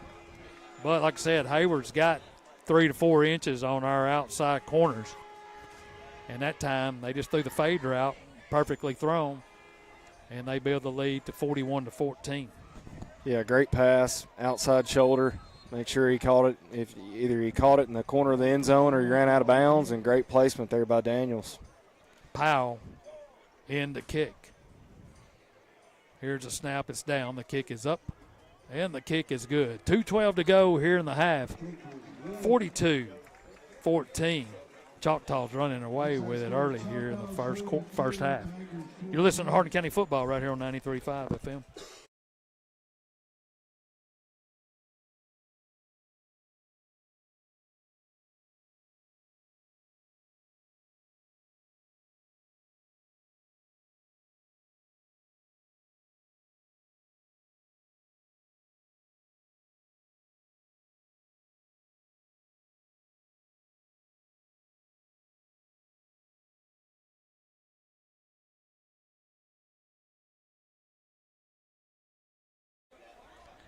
Well, Kendall, they've found a rhythm offensively.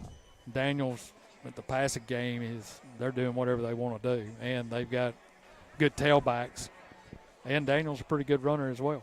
Yeah, they've got 2 really powerful running backs. They've got Barbary in the slot, who's really quick, who's run a little bit of running back too. But Daniels, he is running that offense to a T, and ultimately making us pay. He's executing it very well.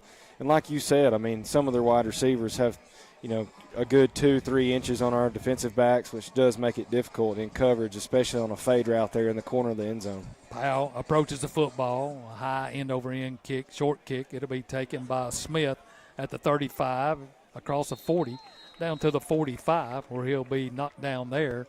And the Tigers will have it first down, 1st and 10, at their own 45 with 2:09 to work with here in the first half. Well, if last possession was a must when it comes to points, Steve, I would definitely say this is a necessity here on this drive right before the end of the half. So Cohen comes back out, 2 receivers to the right, 2 here to the near side. They're going from the north to the south end zone. Ruddle stands to his right. 4-man front by Dyer County. Here's a snap, looking, under pressure. And he's going to be held up, and then they finally blow the whistle. Didn't have a chance in, stepped up right in the middle of the pack, and they whipped us that time up front. I would say something about quarterback progressions when it comes to reads and finding your primary option and secondary option, but unfortunately Coleman's not having enough time to even really get to his primary option. He's having to catch and released on most downs. Second down, 2nd and 14 now. Loss of 4. Here's a snap. Quick throw. Lamarian has it. Gets to the outside, still on his feet, goes across the 50 and dives forward to the 45. He's going to be short. They'll spot him at the 44. He'll be short of the first down. It'll be 3rd down, 3rd and 1. 1:13 to go here in the half. Aiden looks over to the sideline. He'll send 2 receivers to the right, 1 out here to the near side. That's Snodgrass. Here's a snap. Well, they're trying to draw him off with a hard count. Now he'll stand up and look back over at Coach Ivy. Here's a snap now. They'll hand it off, and they try to get it by running. There's nothing there because we have nothing to get in the middle of the field. They have stuffed us up at the line of scrimmage, and we try to power play on them then on 4th and short. I mean, a 3rd and short. Now that brings up 4th. Lost a yard actually on it. 4th and 2. We may just let it run out. 24 seconds to go. Looks like we're done for the first half. They're going to let the clock run out. Stay tuned for the Central Bank halftime show. We'll get you caught up on all the scoring plays in the first half. Take a look at the second half here from New Bern, Tennessee. Dyer County High School is where we are. And we have the Tiger Report as well. So at the end of one half of play, 42-14 our score. Tigers on the short end of that. We'll take a timeout. We'll be back with the halftime show right after this.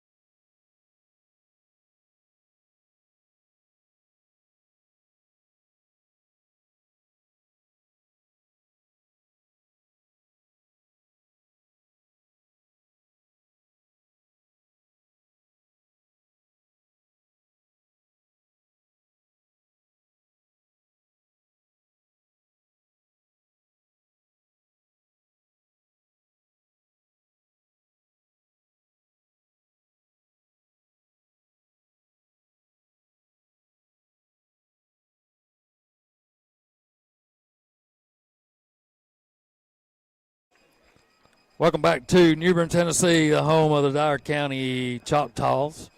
42-14 our score. Tigers on the short side of that score here in the first half. You're listening to the Central Bank Tiger pregame or halftime show. Let's take a look at our first half scoring. Well, Steve, Dyer County, they won the toss. They elected to receive, and they start out hot. They go 4 plays, 61 yards. With a 40-yard touchdown rush by Barbary. That puts Dyer County up 7-0 early. The Tigers show some grit. We go on a scoring drive ourselves. We go 3 plays, 56 yards, with Coleman connecting to Wyke to even score at 7. And then Dyer County, they strike back once again. They go 5 plays, 66 yards, with a 1-yard touchdown rush from Barbary once again. And then Hardin County, we go 4 plays, and then we get Wyke on the outside. Unfortunately, he fumbles. Dyer County recovers that fumble. And then Dyer County strikes once again. They go 4 plays, 43 yards with a 14-yard touchdown rush. That put Dyer County up 21-7. And then Hardin County strikes once again with a 56-yard touchdown pass to Lamarian Wyke. That cuts into Dyer County's lead, 21-14. And then Dyer County, once again, they go 11 plays, 75 yards, with a 30-yard touchdown pass, and that puts them up 28-14. The Tigers go 9 plays before turning the ball over on downs, and once again, I think this is the moral of the story tonight. Dyer County capitalized on that. They go 6 plays, 82 yards, a 23-yard touchdown rush from Barbary. That put them up 35-14. And then after 3 short plays, Aiden Coleman fumbles. Dyer County recovers. And then they go 5 plays, 26 yards, and a 9-yard touchdown pass to Hayward. And then we run 3 plays, let the clock kind of roll out to halftime. That's where we stand. Dyer County 42, Hardin County 14. Well, we knew coming in this game, excuse me, they were pretty good offensively, pretty good defensively. They like to throw the ball around. They got a good balanced attack with Fulton, their tailback. He's their main weapon. And then you throw Daniels in there too. He can run it. He's running that offense to perfection, really. He's good with the football. And we hadn't helped any. Like I said, can't miss tackles, need to control the line of scrimmage. That's something that we haven't done. But like you said, we did fight in that first half, and we've had some opportunities to kind of score with them. But unfortunately, these type games, you have to play near perfect football. And we've had a turnover. We turned it over on downs, or a couple of turnovers, turned it over on downs. and then we've let them hit some big plays on us. Yeah, I think, especially when you're playing a good football team, and this is a story as old as time. I mean, when you turn the ball over, good football teams are going to capitalize on that, and it can be a really big negative when it comes to what we're trying to do, especially offensively. Not only does it mess up the current drive, but then, like you've seen tonight, it can completely reverse any momentum that we do have in place. And, we have a personal foul penalty there. That didn't help. You're right, though. I mean, Daniels is running that offense perfect. I mean, they're running a little bit of a complicated offense. When it comes to our defense, when you're trying to cover that, I mean, it's an option for the running back to run, for the quarterback to take it around the edge. And if he notices that, hey, the edge is not there, he can just pull up and kind of throw it to the outside. And, then it's 1v2 with our defensive back. So, defensively, they're not doing really anything special. They're just manning us up, and then their linebackers are just really coming on an all-out blitz just about on every single play. And there's been a couple drives where they've had to respect that, but for the most part, they're putting a lot of pressure on Coleman and really taking away our rush between the tackles. Well, when you're down 42-14 at half, what's your message to your team as you go in there and you try to make adjustments first? You talk to your coaching staff, see what you can do differently, if anything, on either side of the ball or both sides of the ball. And, what do you tell your team? We get the ball to start the second half. I would guess number one is we got to score. Yeah, that's right. I mean, I think the way you approach it is you kind of just give that blank slate. Okay, we know what happened. I've been in scenarios in football, baseball, etc. You get down really bad off the get-go. You feel like there's no hope, there's no point of return. But I feel like if you approach it just a blank slate, 0-0, let's go out there and do what we've been trying to implement and do. Let's, not turn the ball over and have penalties that are costly. And I think if you do that, who knows, you may find momentum early. We get the ball first. Hopefully we can march right down the field, get a score, get a stop on defense, and, just let the football gods do what they do, and hopefully they reward us in that regard. I do want to say this before we go to break. Coming up here in just a few minutes, the Tiger Report, Riley McAdams will step in and get you caught up on all the other sports action. But, we were talking about Daniels running their offense. I think Aiden Coleman has run our offense excellent in the first half with the way they wanted to do it. We wanted these quick hitters. He's found the open receivers. When they're not there, he's been able to take off and run. He's escaped out of trouble a couple of times. Really and truly, except for the fumble back here that kind of gave him that score there toward the end. He's played a pretty good football game. Yeah, I mean, you look at it, rough stats by me, 8 for 11, about 130 yards passing. He's probably got 30 yards rushing, 2 touchdowns. I mean, the turnover sticks out because it was, it gives them a short field, and they ultimately score on that. But overall, I mean, he's played a very well-rounded game, especially getting pressured for most of the first half. And so, I like what I see out of him. It's just really – when you don't have that pressure and you sense that you do have more time, not kind of mentally panicking a little bit and trying to get the ball out quick, now's the time that we can go through a little bit of our reads and different options when it comes to down the field. So hopefully he can just pick up where he left off in that first half, and we can start out strong here to start the second half. All right, the Pride is out on the field performing for Dyer County home crowd, doing an excellent job. We'll take a quick timeout. You're listening to the Central Bank Halftime Show. Coming up, the Tiger Report when we return right after this.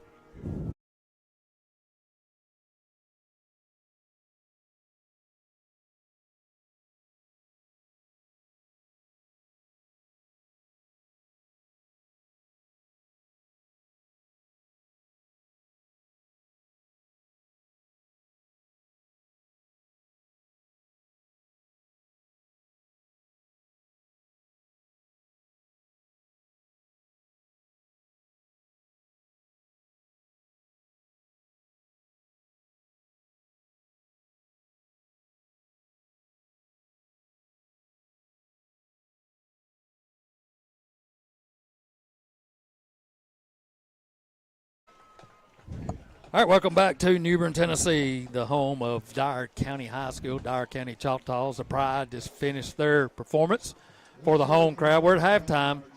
Dyer County on top 42-14. It's time now for the Tiger Report with Riley McAdams.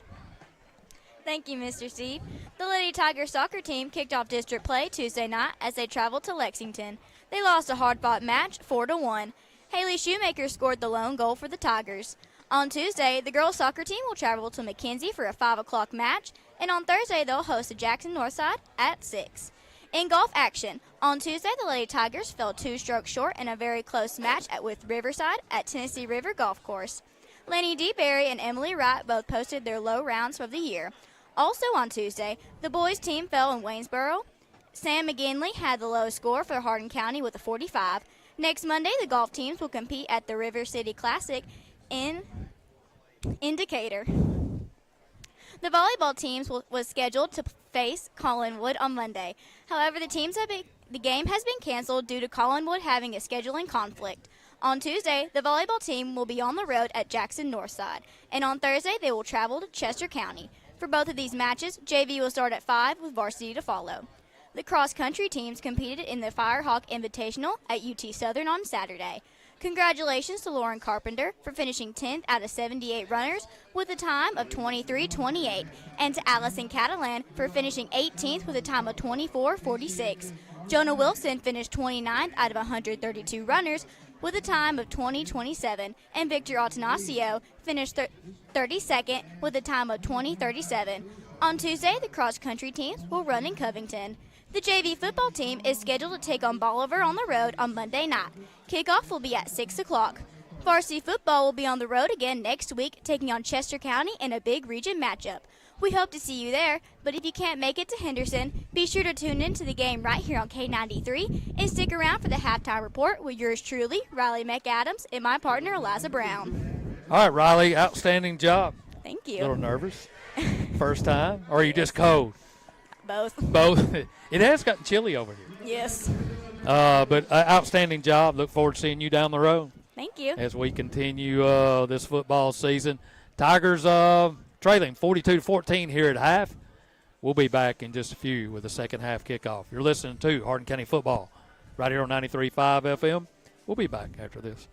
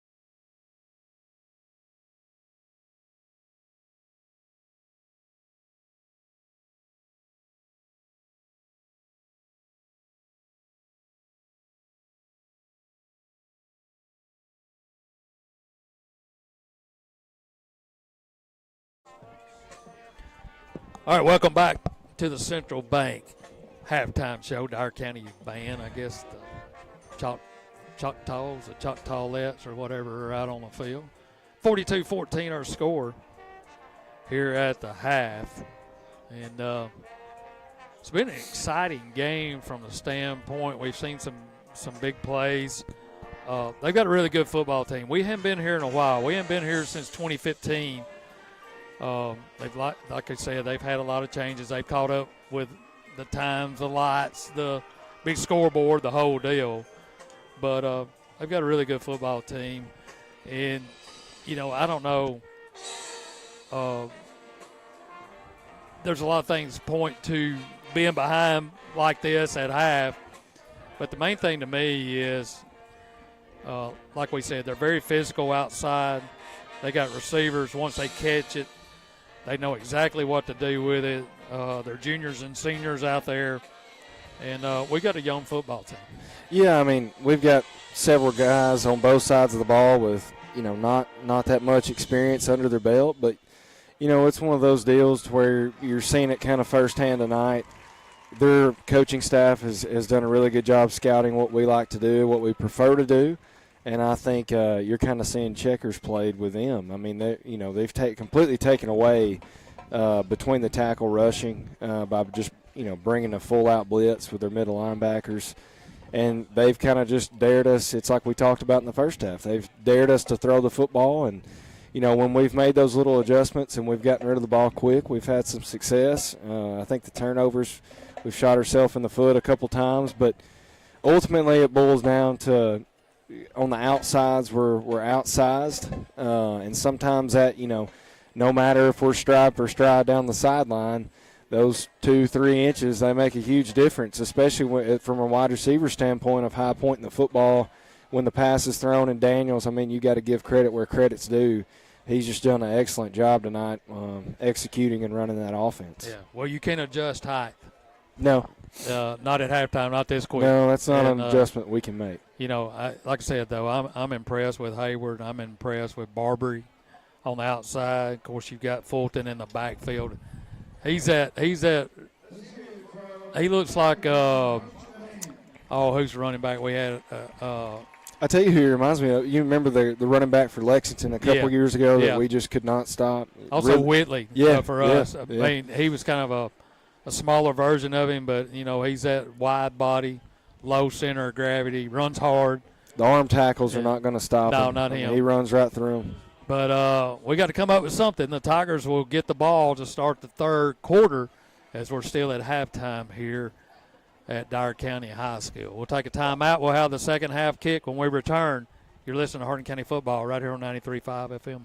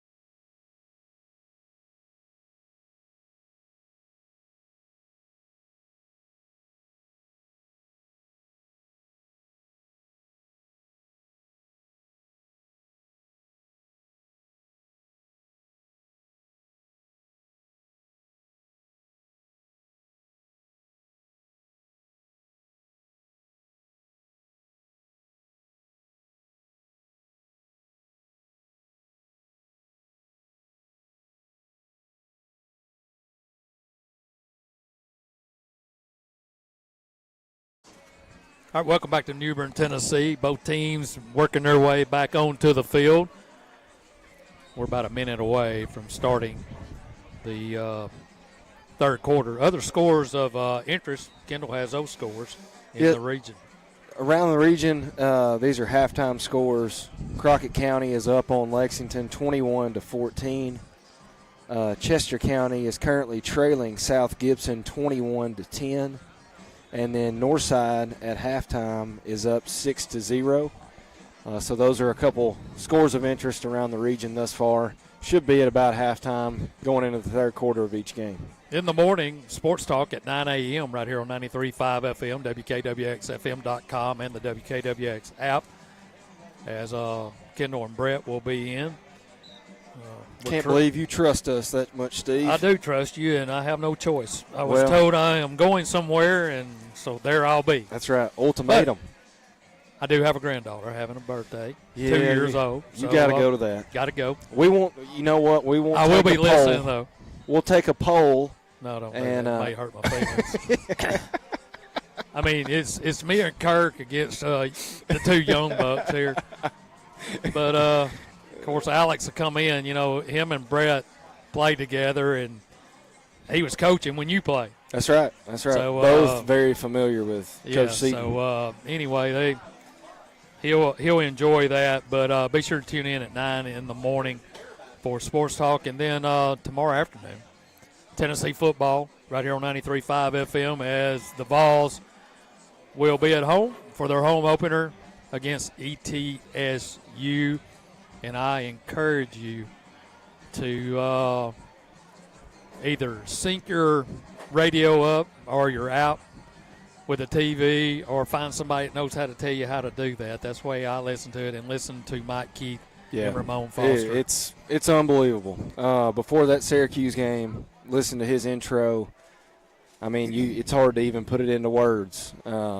It's great. That's not a knock on Kessling. I thought he did a great job, but you know, Mike Keith is definitely one of a kind. Obviously, been around John Ward there for the longest, and to be honest with you, it's a great listen. It's a whole lot better than listening to a couple of biased SEC commentators, for sure. Yeah, and then on Mondays, be sure to tune in to 93.5 FM from 5 to 7 p.m. For Big Orange Rewind. That's Mike Keith and Brent Hubbs, as they'll take a look back at the Saturday games and get you ready for the upcoming games. They'll have player and coaches interviews and a lot more. That's on Monday from 5 to 7. All right, Powell spots it down. We're about ready to start the third quarter. Tigers will get the kickoff here to start the third. Powell takes a couple of steps, pops it up in the air. It's going to be taken by White at the 28. Moves across the field, has some running room. He's at the 35. He's at the 40. And he'll be knocked down as he goes to about the 43, 44-yard line. So a good run there by Lamarian. White Hat's And throwing now we another got flag. He's going to have carpal tunnel by the end of the night. Well, we've had a bucket of penalties called on us, and when we were talking in the pregame, that's what I'm talking about. When we come up in this area, I mean, we get flag after flag after flag. So add another one. We can't be doing everything. No, but anyway, it's hard to believe that would be the case. Going bad, it goes bad. That's right. First down, 1st and 10 Tigers. Now back to the 30. Shotgun formation. Coleman puts Lamarian out wide. Now he's going to take it right up the middle of the field. Has running room at the 35. He'll be banged down at about the 44 where the original run back was. Good play there. No tricks involved. Just a direct snap to Coleman. He takes it right in that A gap, stretches it out for about 7 yards. Good first play. 2 receivers left, 2 here to the near side. Ruddle, the tailback, to start here in the third. Aiden barking out signals. 4-man front for the Choctaws. Here's a snap. Quick throw. Complete to Davis. Dropped it. Had the first down at the 45. Dropped it. Turned upfield real quick. Just forgot the football, and that'll bring up third down, 3rd and 1. Really good play. Just a short hitch route to just beyond the sticks. Just tried running without the football in his hands. Now they'll go 3 receivers to the left, 2 here to the near side, empty backfield, shotgun formation, 4-man front for the Choctaws. Third down, 3rd and 1 from the 39. Hayden looking outside. Gets the football. Drops back. Fires over the middle to Lamarian. And it's going to be just a little wide. Got his hands on it. But threw it into traffic and couldn't come up with a grab. So that'll bring up 4th down, 4th and 1. The Tigers are going to keep the offense out there. You know, Pig is out, I think, maybe for the season or for most of the season. He was your punter. We hadn't seen a punter on either team in this game. But in this situation, trailing 42-14, Tigers are going to keep their offense out there, even though it's on our side of the field at the 39. 4th down, 4th and 1. Maybe they'll try to draw them off. Here's a snap. Looking left. Has a man open. Complete to Corb Smith. Is it enough for the first down? It is. That'll be a Hardin County Bank first down. Nice catch by Corb on the outside. Had to come back and make a diving grab. That'll be enough for the first down. Yeah, really looked good there. Just a short out route just beyond the sticks. Corb makes a great catch.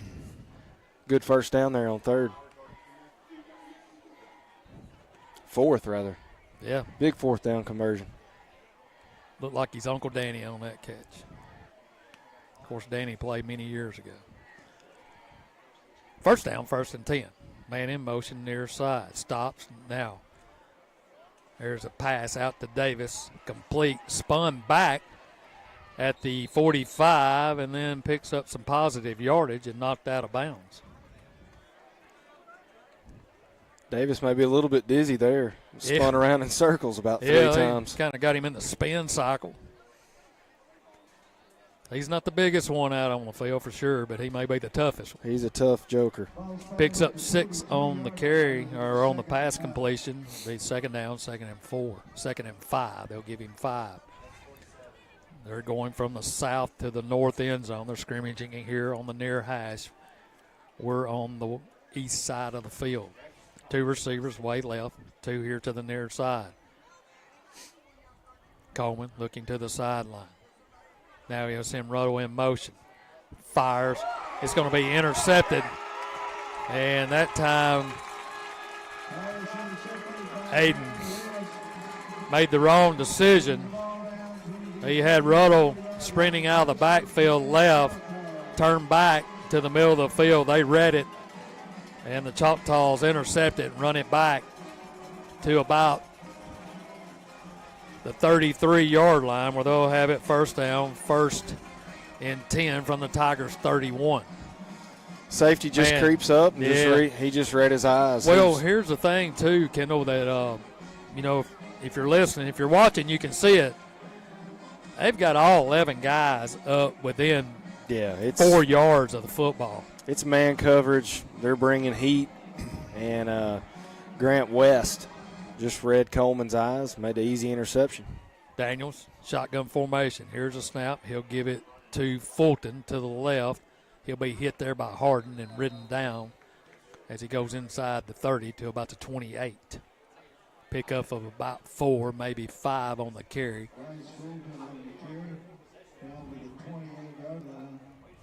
They're going to say a pickup of about 6. 2nd down, 2nd and 4.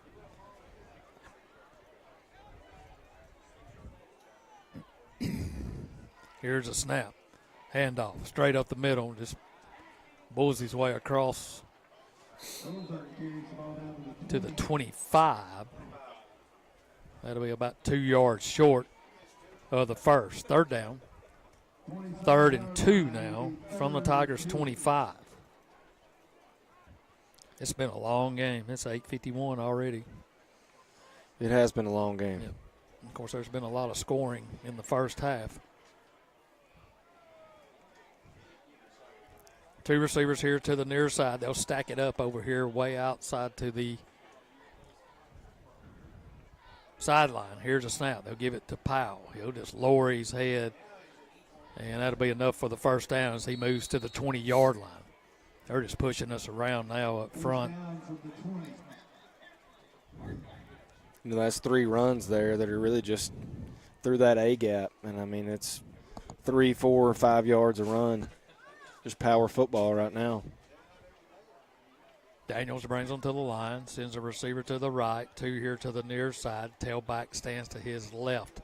Here's a snap. They'll give it to him again.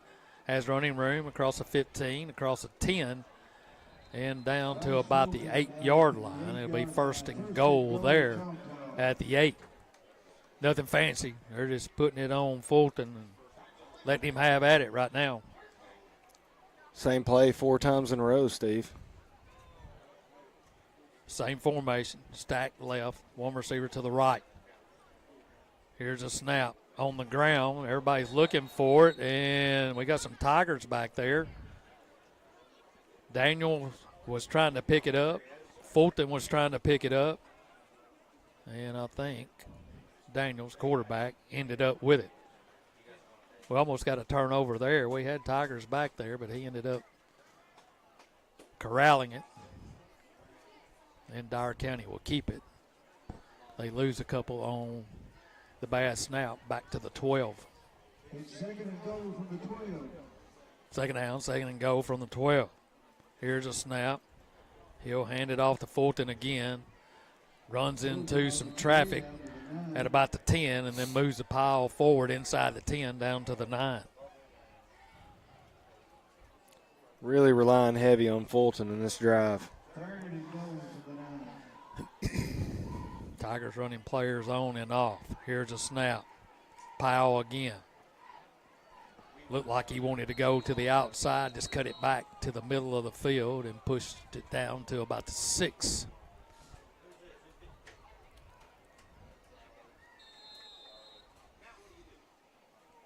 So a offensive lineman's helmet came off. They were having to run him off the field.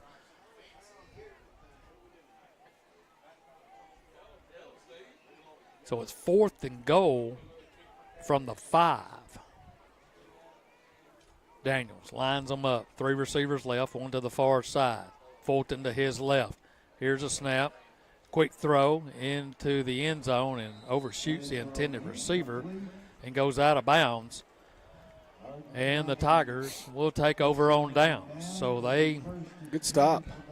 hold it after the interception with 6:56 to go here in the 3rd quarter, trailing 42-14. Really after running basically 6 of the same play right in the A gaps. I mean, that's a huge stop there on 4th and goal. And now we're pinned kind of in our own territory, so hopefully we can string a positive drive here. First down, 1st and 10 from our own 5. Receiver right, receiver left. Here's a snap, handoff. That's Ben White, tries to bounce it outside, has a little bit of running room as he'll push it up to about the 6-7 line. That'll bring up 2nd down, 2nd and 7, pickup of 3.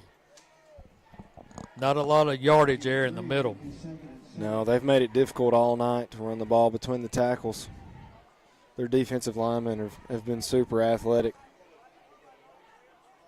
2nd down, 2nd and 7. Coleman in the shotgun. Receiver right, receiver left. White, the tailback, to his right. Here's a snap. Straight drop. Fires down the sideline. Got a man open. That's White. He catches at the 40. Stretching it out at the 30. Still on his feet at the 20. At the 10. 5. Touchdown, Lamarian White. Have a game. Have a game. What a pretty pass. And what an answer after they hold them on 4th down at the 5-yard line. And the Tigers cut into the lead, 42-20. That's the third time really we've beat them down the seam with Wyke. A little bit of a mismatch, and him and Coleman connect once again. Great pass by Aiden. 42-20 our score, waiting the extra point from Wilson. Here's a snap, it's down. The kick is up, and the kick is good. Our new score with 6:01 to go here in the third, 42-21. We'll take a 30-second timeout. You're listening to Hardin County football right here on 93.5 FM.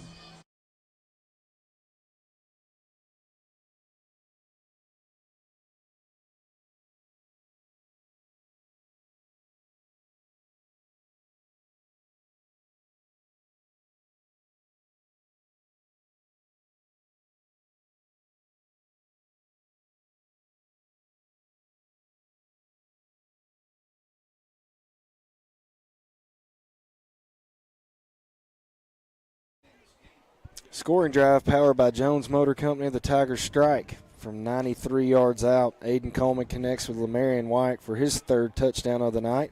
That cuts the Dyer County lead to 42-21 here in the third quarter.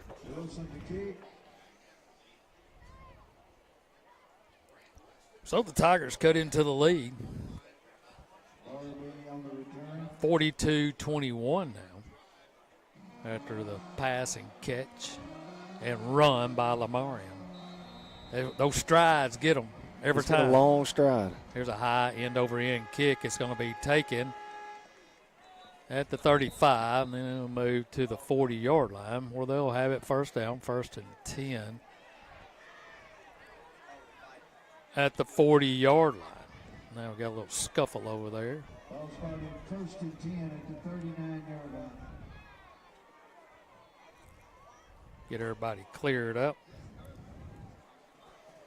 I'm all about it. Not fighting or anything, but show a little grit, show a little fight here. So it'll be first down, 1st and 10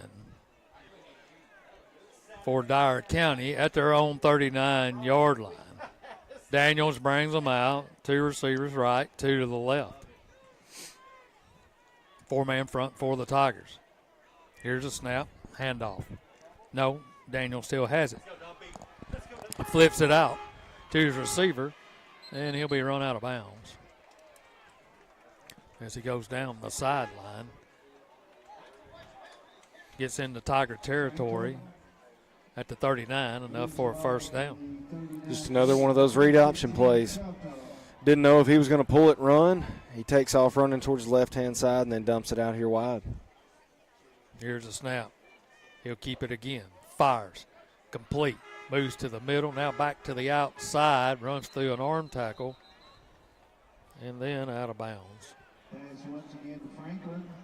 That's Franklin on the catch. Pickup of about 6, maybe 7 on the play. It'll be second down, 2nd and 3.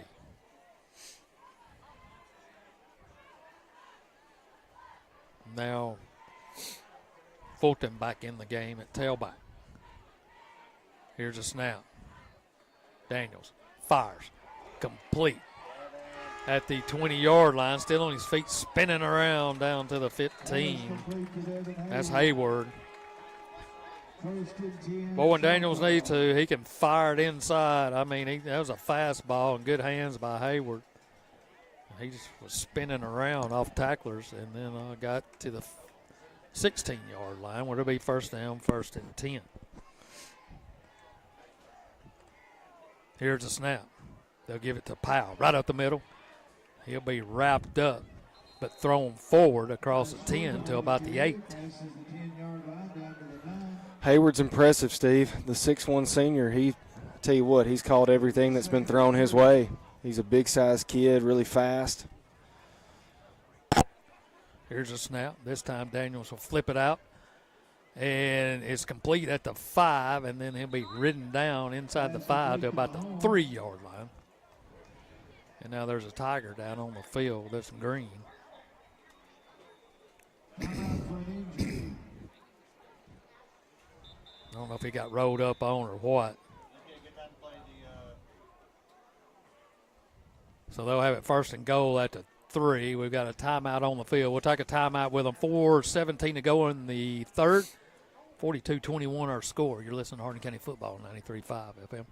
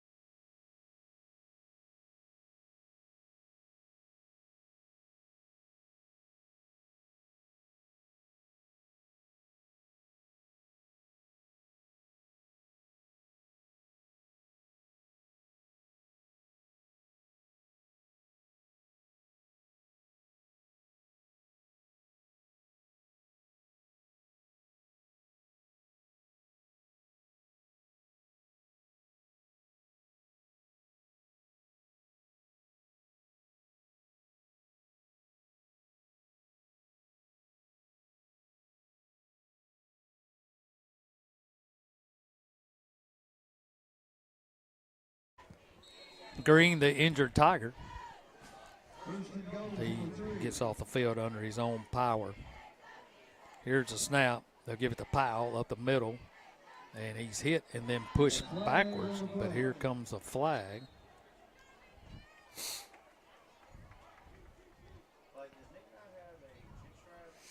So we'll see what this is.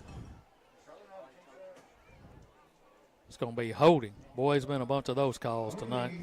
I think probably 95% of those penalties have come from the white hat.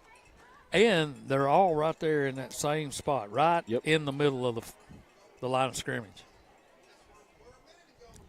So now they'll move it back 10 yards, back to the 12, 13-yard line, where it'll be first and goal from the 13.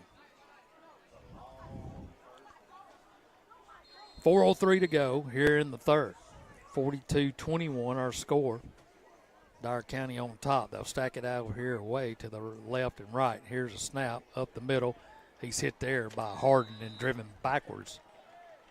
Right about the line of scrimmage, may have picked up a yard. Here comes a flag again, and now we're clapping. And something must have been said this time.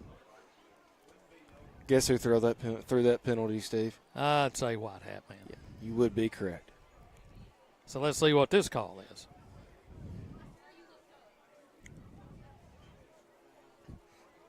He's talking it over. And now go back and talk it over again.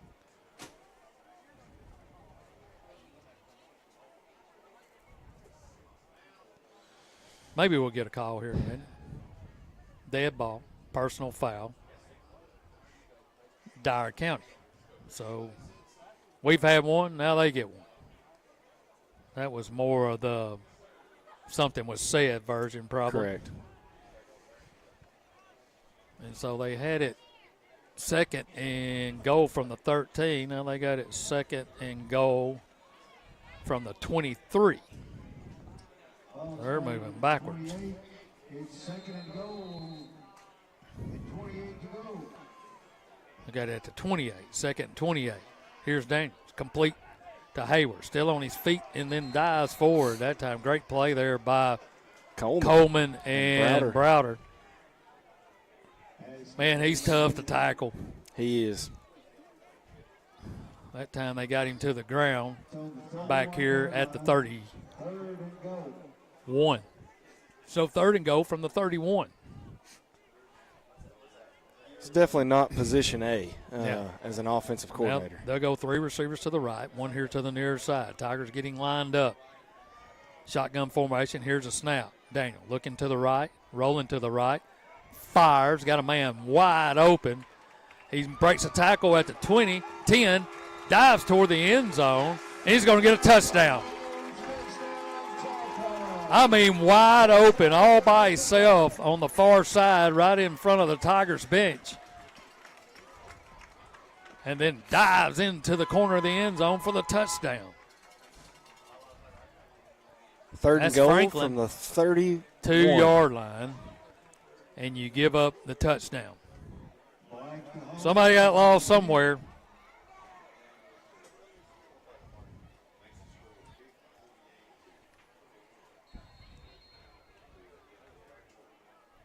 So 48-21 now, awaiting the extra point.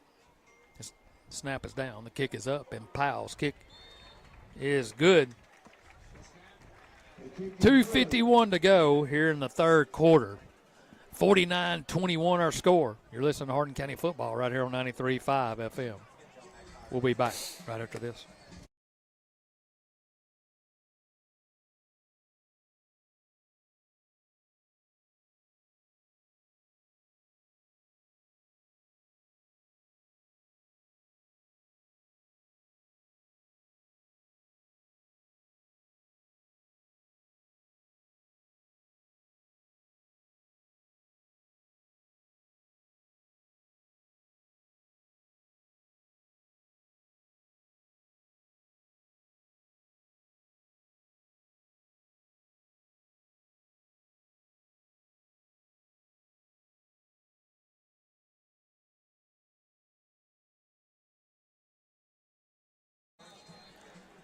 Well, that's a head shaker.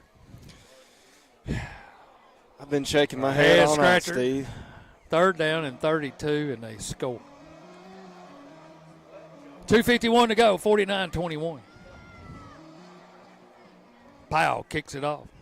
Lamarian takes it at the 25. Moves across the 30, has the sideline at the 40, is at the 50, makes a move there at the 40, going down the sideline at the 30, 20, 15, 10, 5, inside the 5 to the 4.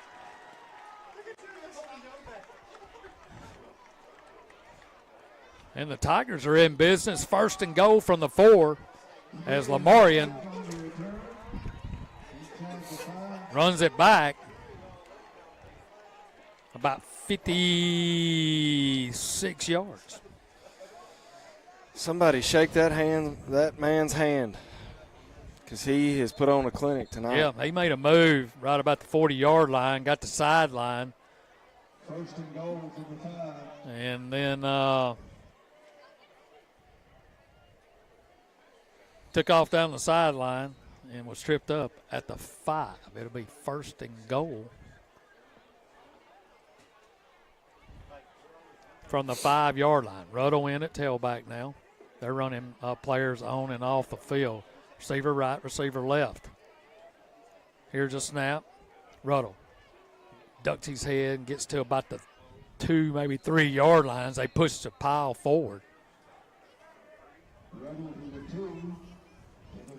So it'll be second down, second and goal.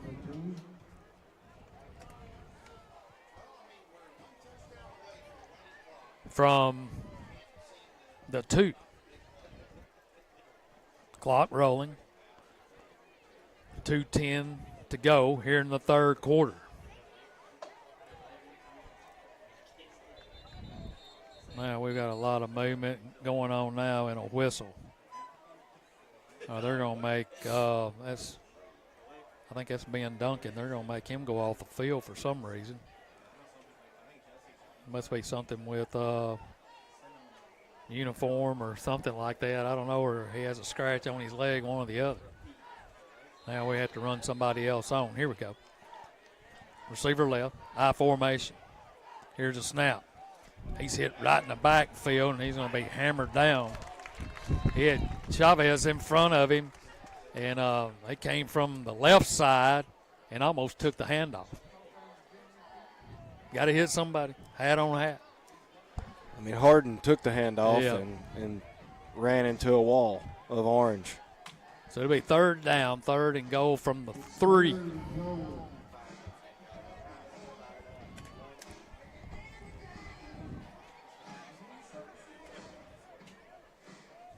Davis and Snodgrass spreads out here to the right. Coleman in the shotgun formation. Ruddle to his right.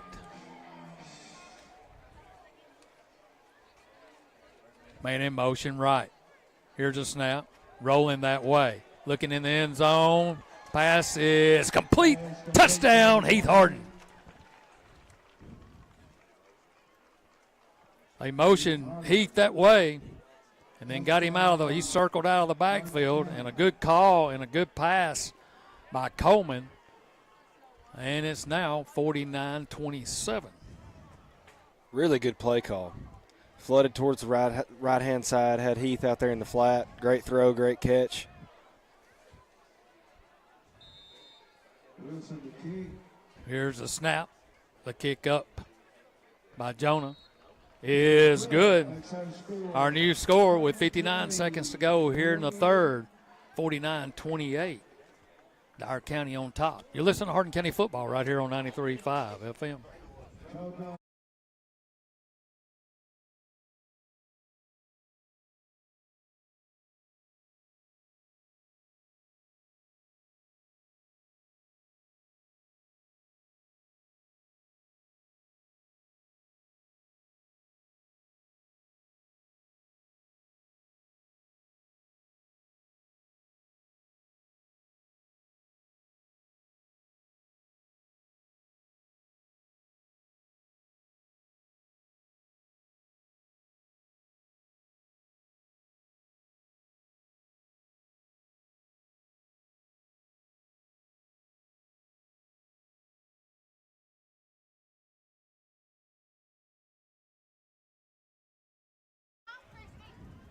Scoring drive powered by Jones Motor Company. The Tigers go 3 plays with a 3-yard touchdown from Aiden Coleman to Heath Hardin to cut into Dyer County's lead, 49-28. Great return there by White to set that up. And great job capitalizing on that favorable field position, putting points on the board. Man, we got drones flying everywhere all over this field. That's the freakiest thing. I'm going to have vertigo between all these scores and drones and lights. Now here comes the onside kick. And it's a good one. The ball is bouncing around. No, that can't be a flag. And we end up with a football, but out comes a flag. They're going to say it didn't go 10 yards. Here comes Coach Seaton as the official on this side comes sprinting out. There's no way. No. We let it go to the full 10 yards. The ball went to the 50, and then it started bouncing around. They actually touched it. We pounced on it, and we're not going to get it. They're going to give it to them. Illegal touch. No way. No way. Golly.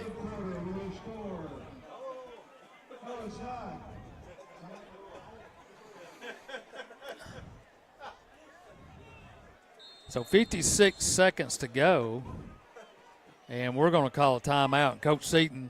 He's about to get his money worth. Yeah, he's going to get his money's worth right here. They're telling him to get to the sideline. They'll talk to him. That's a terrible call, and I think it was influenced by the sideline over here because he didn't hesitate. Oh, he After was just the ball itching. popped out, he went running over there and wanted to get into the flag action. So we've got a timeout on the field. We'll take a timeout with them. This is Hardin County football, 93.5 FM.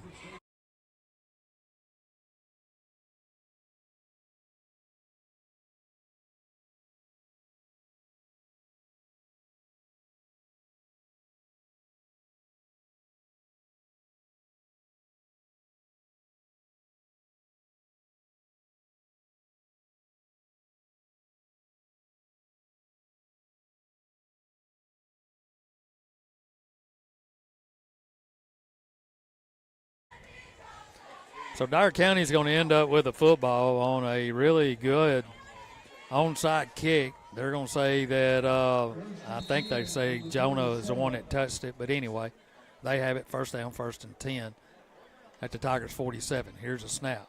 Daniels fires. Complete. Hayward at the 35, at the 30. And then he's knocked down at the 28. There's no telling how good he could be if he didn't do all the dancing around with his feet. I mean, that's a good throw. I mean, when he gets the ball, he's already on the move up the field. Yeah, even the throws in tight coverage, he's made great catches. I mean, he's just a really good wide receiver. Clock running, under 30 seconds now. First down, 1st and 10 from the Tiger 28. 2 receivers to the left, 2 to the far side. I believe they're going to take it all the way down and take it to the fourth quarter. And that's what they're going to do. We played 3. Dyer County 49. Hardin County 28. You're listening to Tiger Football right here on 93.5 FM. We'll be back with the fourth quarter when we return.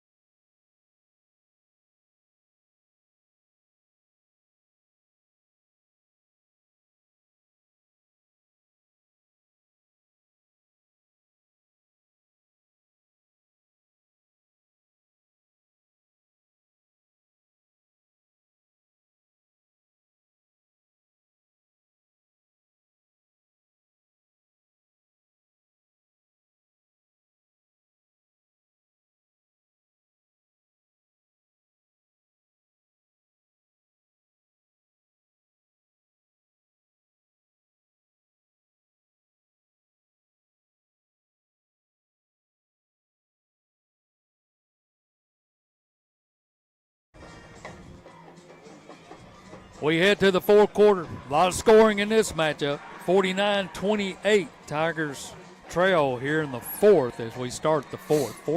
First down, 1st and 10 from the Tiger 28 for the Choctaws. Here's a snap. They'll give it to Powell. Has running room at the 25, at the 20, and down to about the 16-yard line. I tell you what, you don't want Fulton running full steam ahead at you. He is a tough running back, very powerful. So it'll be first down, 1st and 10 from the 18.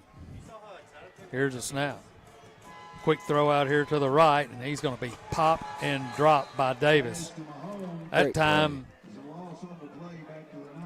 Keaton came up, made the play, snuffed it out, and a loss of 2. Back to the 19. So Daniels will bring them to the line. 2nd down. 2nd and 12. Here's a snap. Stands up, fires, complete at the 10. Lamarian was there, but a good throw down and away from him and a good catch.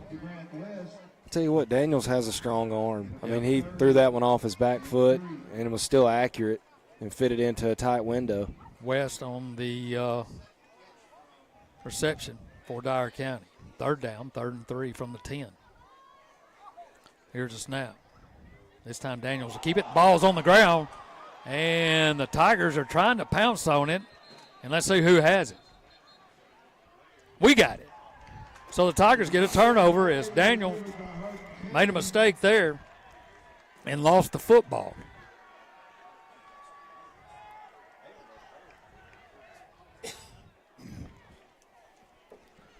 So the Tigers get the turnover deep in their own territory again as they turned them over on downs. And now we have it at our own 9-yard line, 1st down, 1st and 10 from our own 9 after the turnover. So Coleman will empty the backfield. Shotgun formation. Here's a snap. Looking. Fires complete to Lamarian, and he goes down the sideline. He's bounced out of bounds by Barbary. But a good pickup on 1st down to the 16-yard line, a pickup of about 7. It'll be 2nd down, 2nd and 3.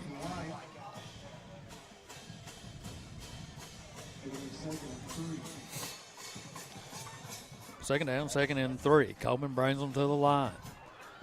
2 receivers to the right, 1 here to the near side. They're going from the north to the south end zone. Ben White now in at tailback. Here's a snap. They'll give it to Ben, looking for some running room. Bounces it outside and picks up a yard or 2. Did a good job of evading that first tackler and picking up some positive yardage, but still not much there. It'll be 3rd and 2 from the 17. So it'll be 3rd down, 3rd and 2. I would like to see him hold his head up when he hits the hole. I would agree with you on that statement. I do think, though, what we talked about pregame, getting Lamarian getting the ball in his hands, I think that we've made that a staple tonight, and that's where we found most of our success. Third down, 3rd and 2. Here's a snap. Looking. Fires. It's going to be complete. Davis has it. It's going to be enough for the first down. He holds on to it to the 21. That'll be a Hardin County Bank first down for the Tigers. Tough catch by Davis. Ball was actually on his back shoulder. Had to turn around to catch it, but caught it just past the sticks. Pick up a big first down there on 3rd down. So first down, 1st and 10 Tigers at their own 21. This drive started at their own 9. 8:39 to go here in the game. 49-28 our score. We've had a couple of scores in this half. They've had one. And that was on a 3rd and 32 play. Here's a snap. Straight drop. Look. Now fires down the sideline, trying to get Lamarian, and they're chicken fighting going on. And is there a flag? No, I was pointing out Corbin, some miscommunication on Hardin County sideline. Corbin, nothing between him and the goalpost. He was doing jumping jacks, which he's a pretty big kid. So well, they already had. I think that decision could have been premeditated. Yeah, they had 2 receivers on this side. Davis was cutting to the post route. Lamarian doing the out and up. He already decided that's where he was going with the football. Second down. 2nd and 10. Here's a snap. Looking. Here comes a rush, and this time he's going to be sacked. Our offensive linemen are a couple of yards downfield, and their defensive linemen are a couple of yards in our backfield on that one. Looked like we were trying to set up a screen play, but it just never developed, and Aiden, he didn't have anywhere to throw the ball. So they bring up 3rd down as they lose back to the 19, 3rd and 13. 7:51 to go here in the game.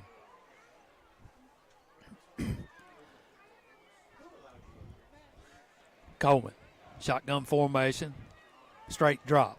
Fires outside to Lamarian. It's just going to be over the top of his head. That's had a little bit of room, but fired it high. And that'll bring up 4th down. They'll keep the offense on the field, I assume. 4th down, 4th and 13. Clock stops. 7:36 to go in the game on the incompletion. Ball resting at the 18. Would love to see us utilize the middle of the field. We haven't gone there much tonight because we've had success on the outsides, but the middle seems to be the most open area. Now they'll go trips to the left, 2 receivers to the right, empty backfield. 4-man front for Dyer County. Coleman barking out the call, gets everyone lined up. 4th down, 4th and 13. Here's a snap. Here comes some pressure. Fires, complete, moves to the middle of the field. That's Ruddle, spins for the first down. Man, what a great catch. What a great throw. And then Ruddle spun for the first down to get that extra yard, and that's enough for the first down. Just great awareness by Ruddle of knowing where the sticks were at and then fighting for that extra yardage to get us the first down. Well, I'll tell you the thing about that play right there is Aiden let the ball go away before he got into his break. Yep, that's how it's supposed to look too. Now have the ball there when he turns around. They'll go trips left, 1 to the far side. That's Lamarian.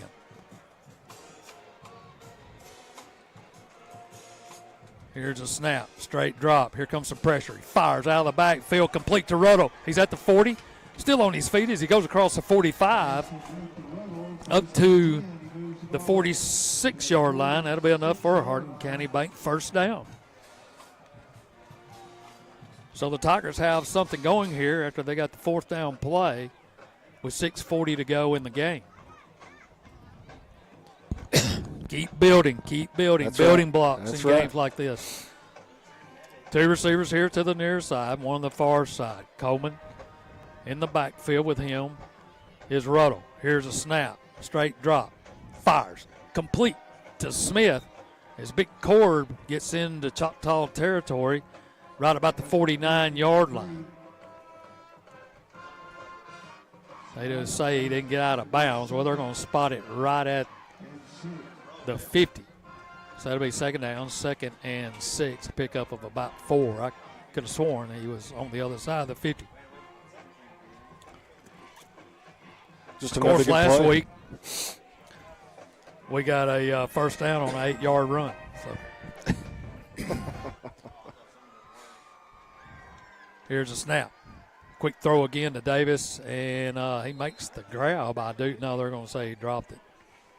Let him a little bit too much right at the 50, trying to get Keaton out in space, and he just had to make a diving grab. And it falls incomplete, and that'll bring up third down, 3rd and 6, right at the 50-yard line. Yeah, biggest thing with those bubble routes, especially in the slot, is you just got to gather your feet, make a good throw, wanting to hit him in stride, and let him a little bit too much there. Now he'll send Lamar in to the right. Snodgrass and Davis here to the near side. Ruddle in at tailback to Aiden's right, 4-man front. Now they jump. Hard count, and he'll get 5 out of that. A little impatient there by the interior lineman. And he'll come have a talk. They'll put somebody else. That's not a good sign. That'll get you out of the game. Yeah, that'll get you out quick. So it'll be 3rd down and 1 now. They push it to the 45. Here's a snap. Aiden fires down the sideline. He's going to be pushed out of bounds. Goodness gracious.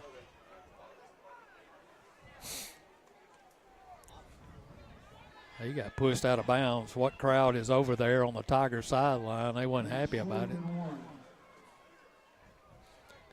Lamarion, he's going to need a couple liquid IVs after this game. He's probably run a 10K out there tonight.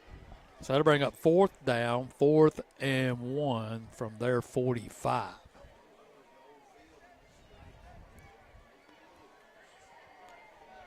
Coleman brings them to the line. 2 receivers to the right, 1 here to the near side. Now he goes under center, I formation. He's just going to take it himself. Gets a good push from behind and up front, right behind Rasback, and gets a Hardin County Bank first down. 1st and 10, Tiger. Picked up about 3-4 yards. Yeah, I believe there. we could do that again. Let's do it First again. down, 1st and 10 at the 41 of the Choctaws. 2 receivers to the right, 2 here to the near side. They're going from the north to the south end zone. Ruddle stands to his right. Here's a snap. Looking. Fires down the sideline. It's going to be incomplete. Once again, trying to get Lamarion. He was kind of held up. You got a good battle going over there on that sideline. They're trying to get that one-on-one coverage out there. That'll bring up 2nd down, 2nd and 10. Clock stop right at 5 minutes. At the end of the game, stay tuned for the post-game show. We'll get you caught up on all the scoring plays and get you ready for your Saturday morning and tell you what's ahead for the Tigers next week. Here comes a man in motion. That's White. Fake it to him, looking. Fires down the middle of the field. He's being held, and it's going to be intercepted. That's Hayward, and he'll be rolled down by Big Murphy as Davis was being held up. And Aiden threw it right into Hayward. The safety was just reading the eyes of the quarterback. Just playing center field. Yep, and stepped in front. And after a promising drive, the Tigers turn it over again. That's three or four turnovers tonight? That's 4 turnovers tonight, Steve. So the Choctaws will have it. First down, 1st and 10. And they've got a new quarterback in. I don't have that number. 2 receivers right and left. Here's a snap. They'll give it to the tailback right up the middle. That looks like number 12. Mason Dudas. Dudas. So Dudas in for Daniels. 2 receivers to the left, 2 to the right. 2nd down, 2nd and 8.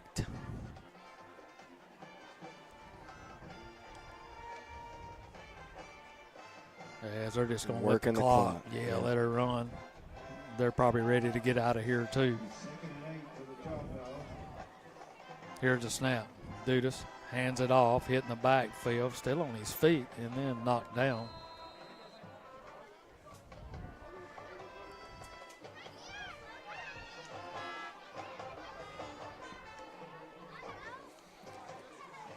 I think you're right. They're trying to work some clock. That's Ben White on the tackle. I was waiting to see if he got up. I thought the number was 10, but his jersey was pulled up. Third down, 3rd and 4 now for the Choctaws.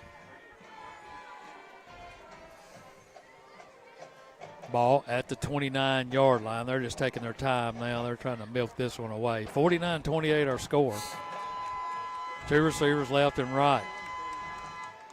Dudas in the shotgun. Here's a snap. He'll hand it off. Has a little bit of running room and then falls down. He'll be hit there by Ferris Rasback on the tackle. And that'll be 4th down now, and we may see our first punt of the game. I think we are going to see our first punt of the game. Isn't that something? It's a wild stat. 2:52 to go in the whole game, and we haven't seen a punt yet. So Keaton will come out, and the Choctaws will punt it away.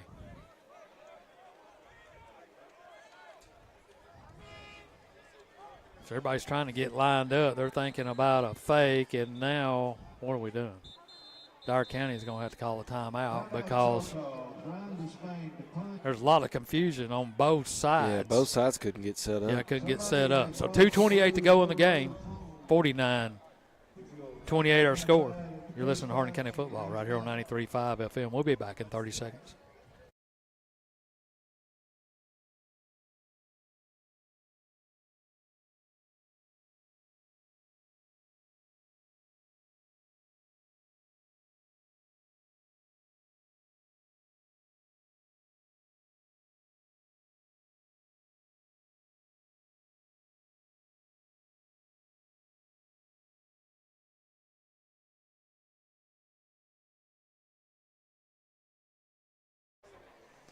Fourth down, 4th and 4 from the 33, 2:28 to go in the game. Tigers trail 49-28. Been an entertaining game to say the least, even though we're on the short end of it.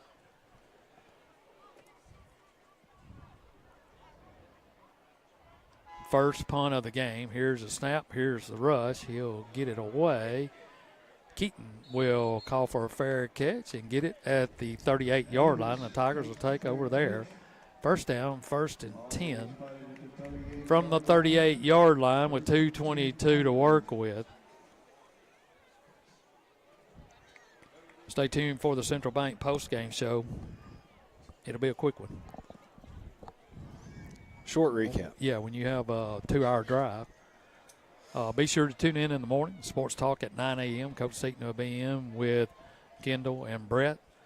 And they'll also take a look at scores around the region, SEC football, and talk about Tennessee and ETSU coming up at 2:30 on 93.5 FM. That's all tomorrow.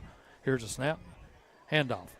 Ben White has it, spinning his way and weaving his way across the 45, across the 50, and down to the 46-yard line. That'll be a Hardin County Bank first down. Good run by Ben. Didn't have much in the middle, bounced it out to the outside, and picked up about 15.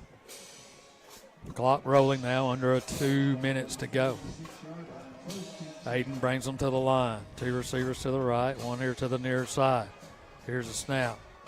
This time Aiden will keep it. He'll be hit.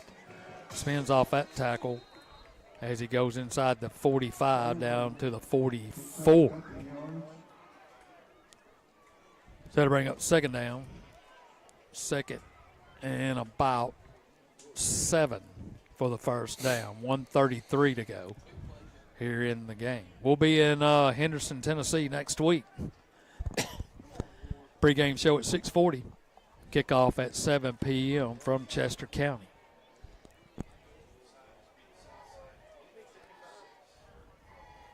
Coleman brings them to the line. Here's a snap.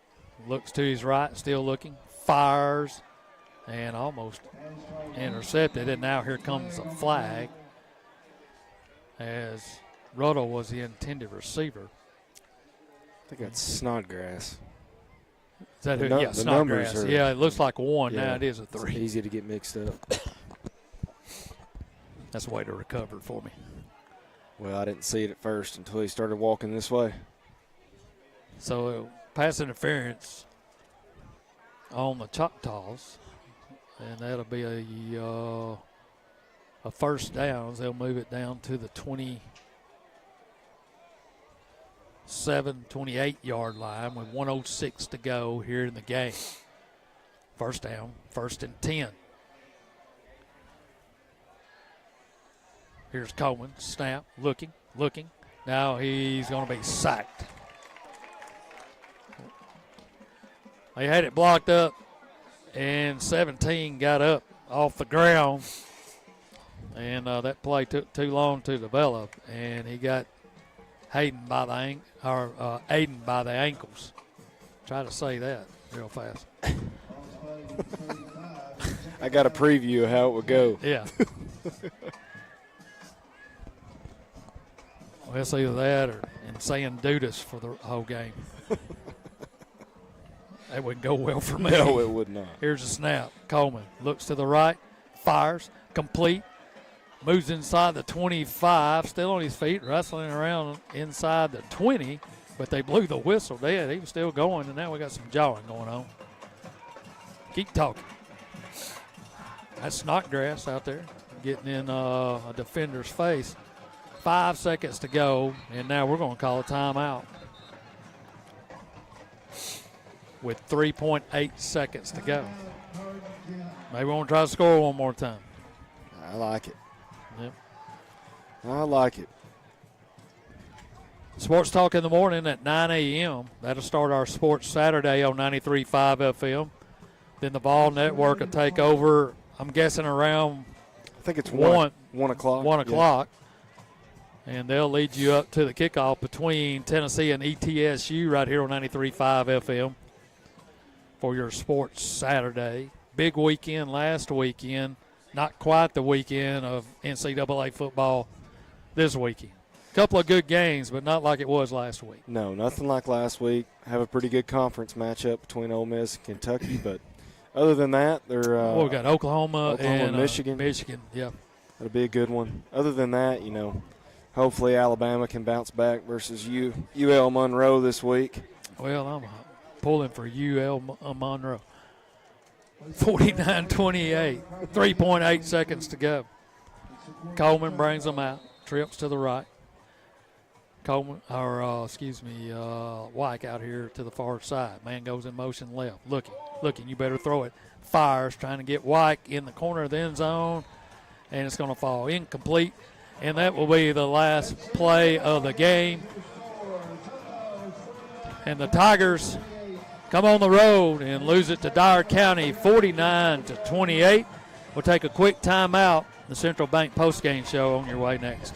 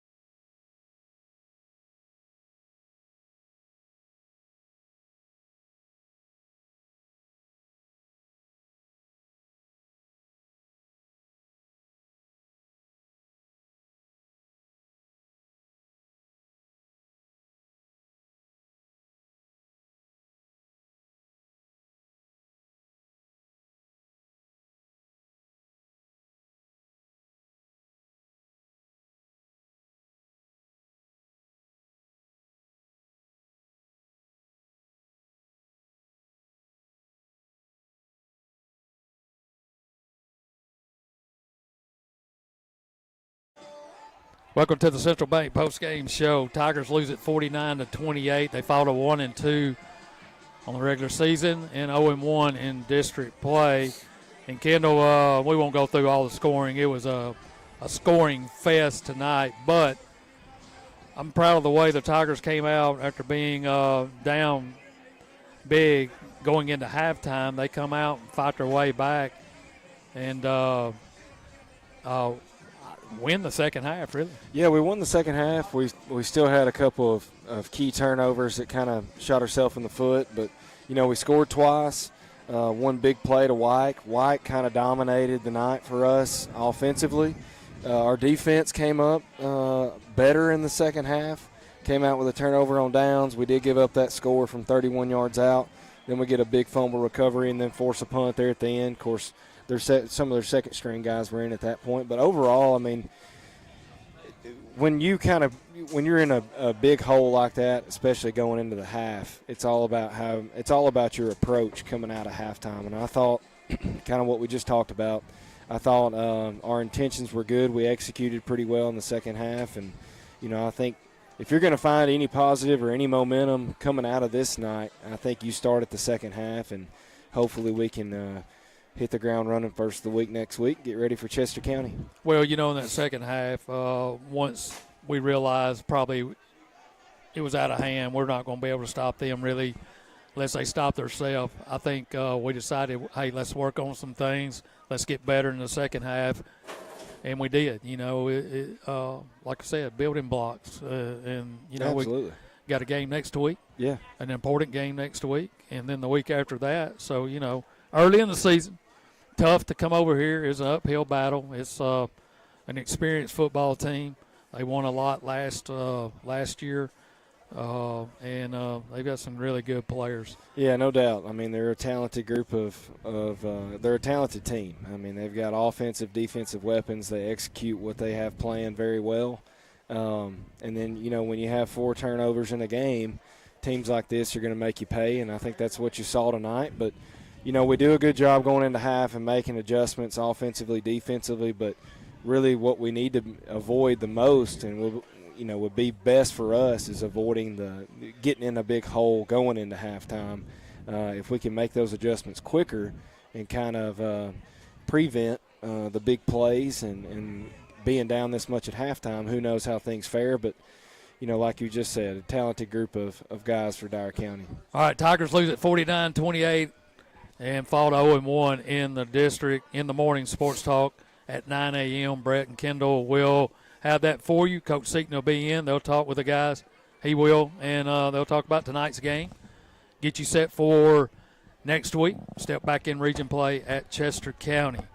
Be sure to tune in at 9, and then Tennessee football takes over at 1, Vol Network, and then the kickoff between Tennessee and ETSU at 2:30. That's your Sports Saturday lineup. So that'll do it for us here in New Bern, Tennessee. For Ashton at the station, for Kendall, Kirk in his absence, I'm Steve Cornell saying so long, Tiger fans. We'll see you in the morning at 9 a.m. Sports Talk right here on 93.5 FM. Hey, man, appreciate it. Good, great.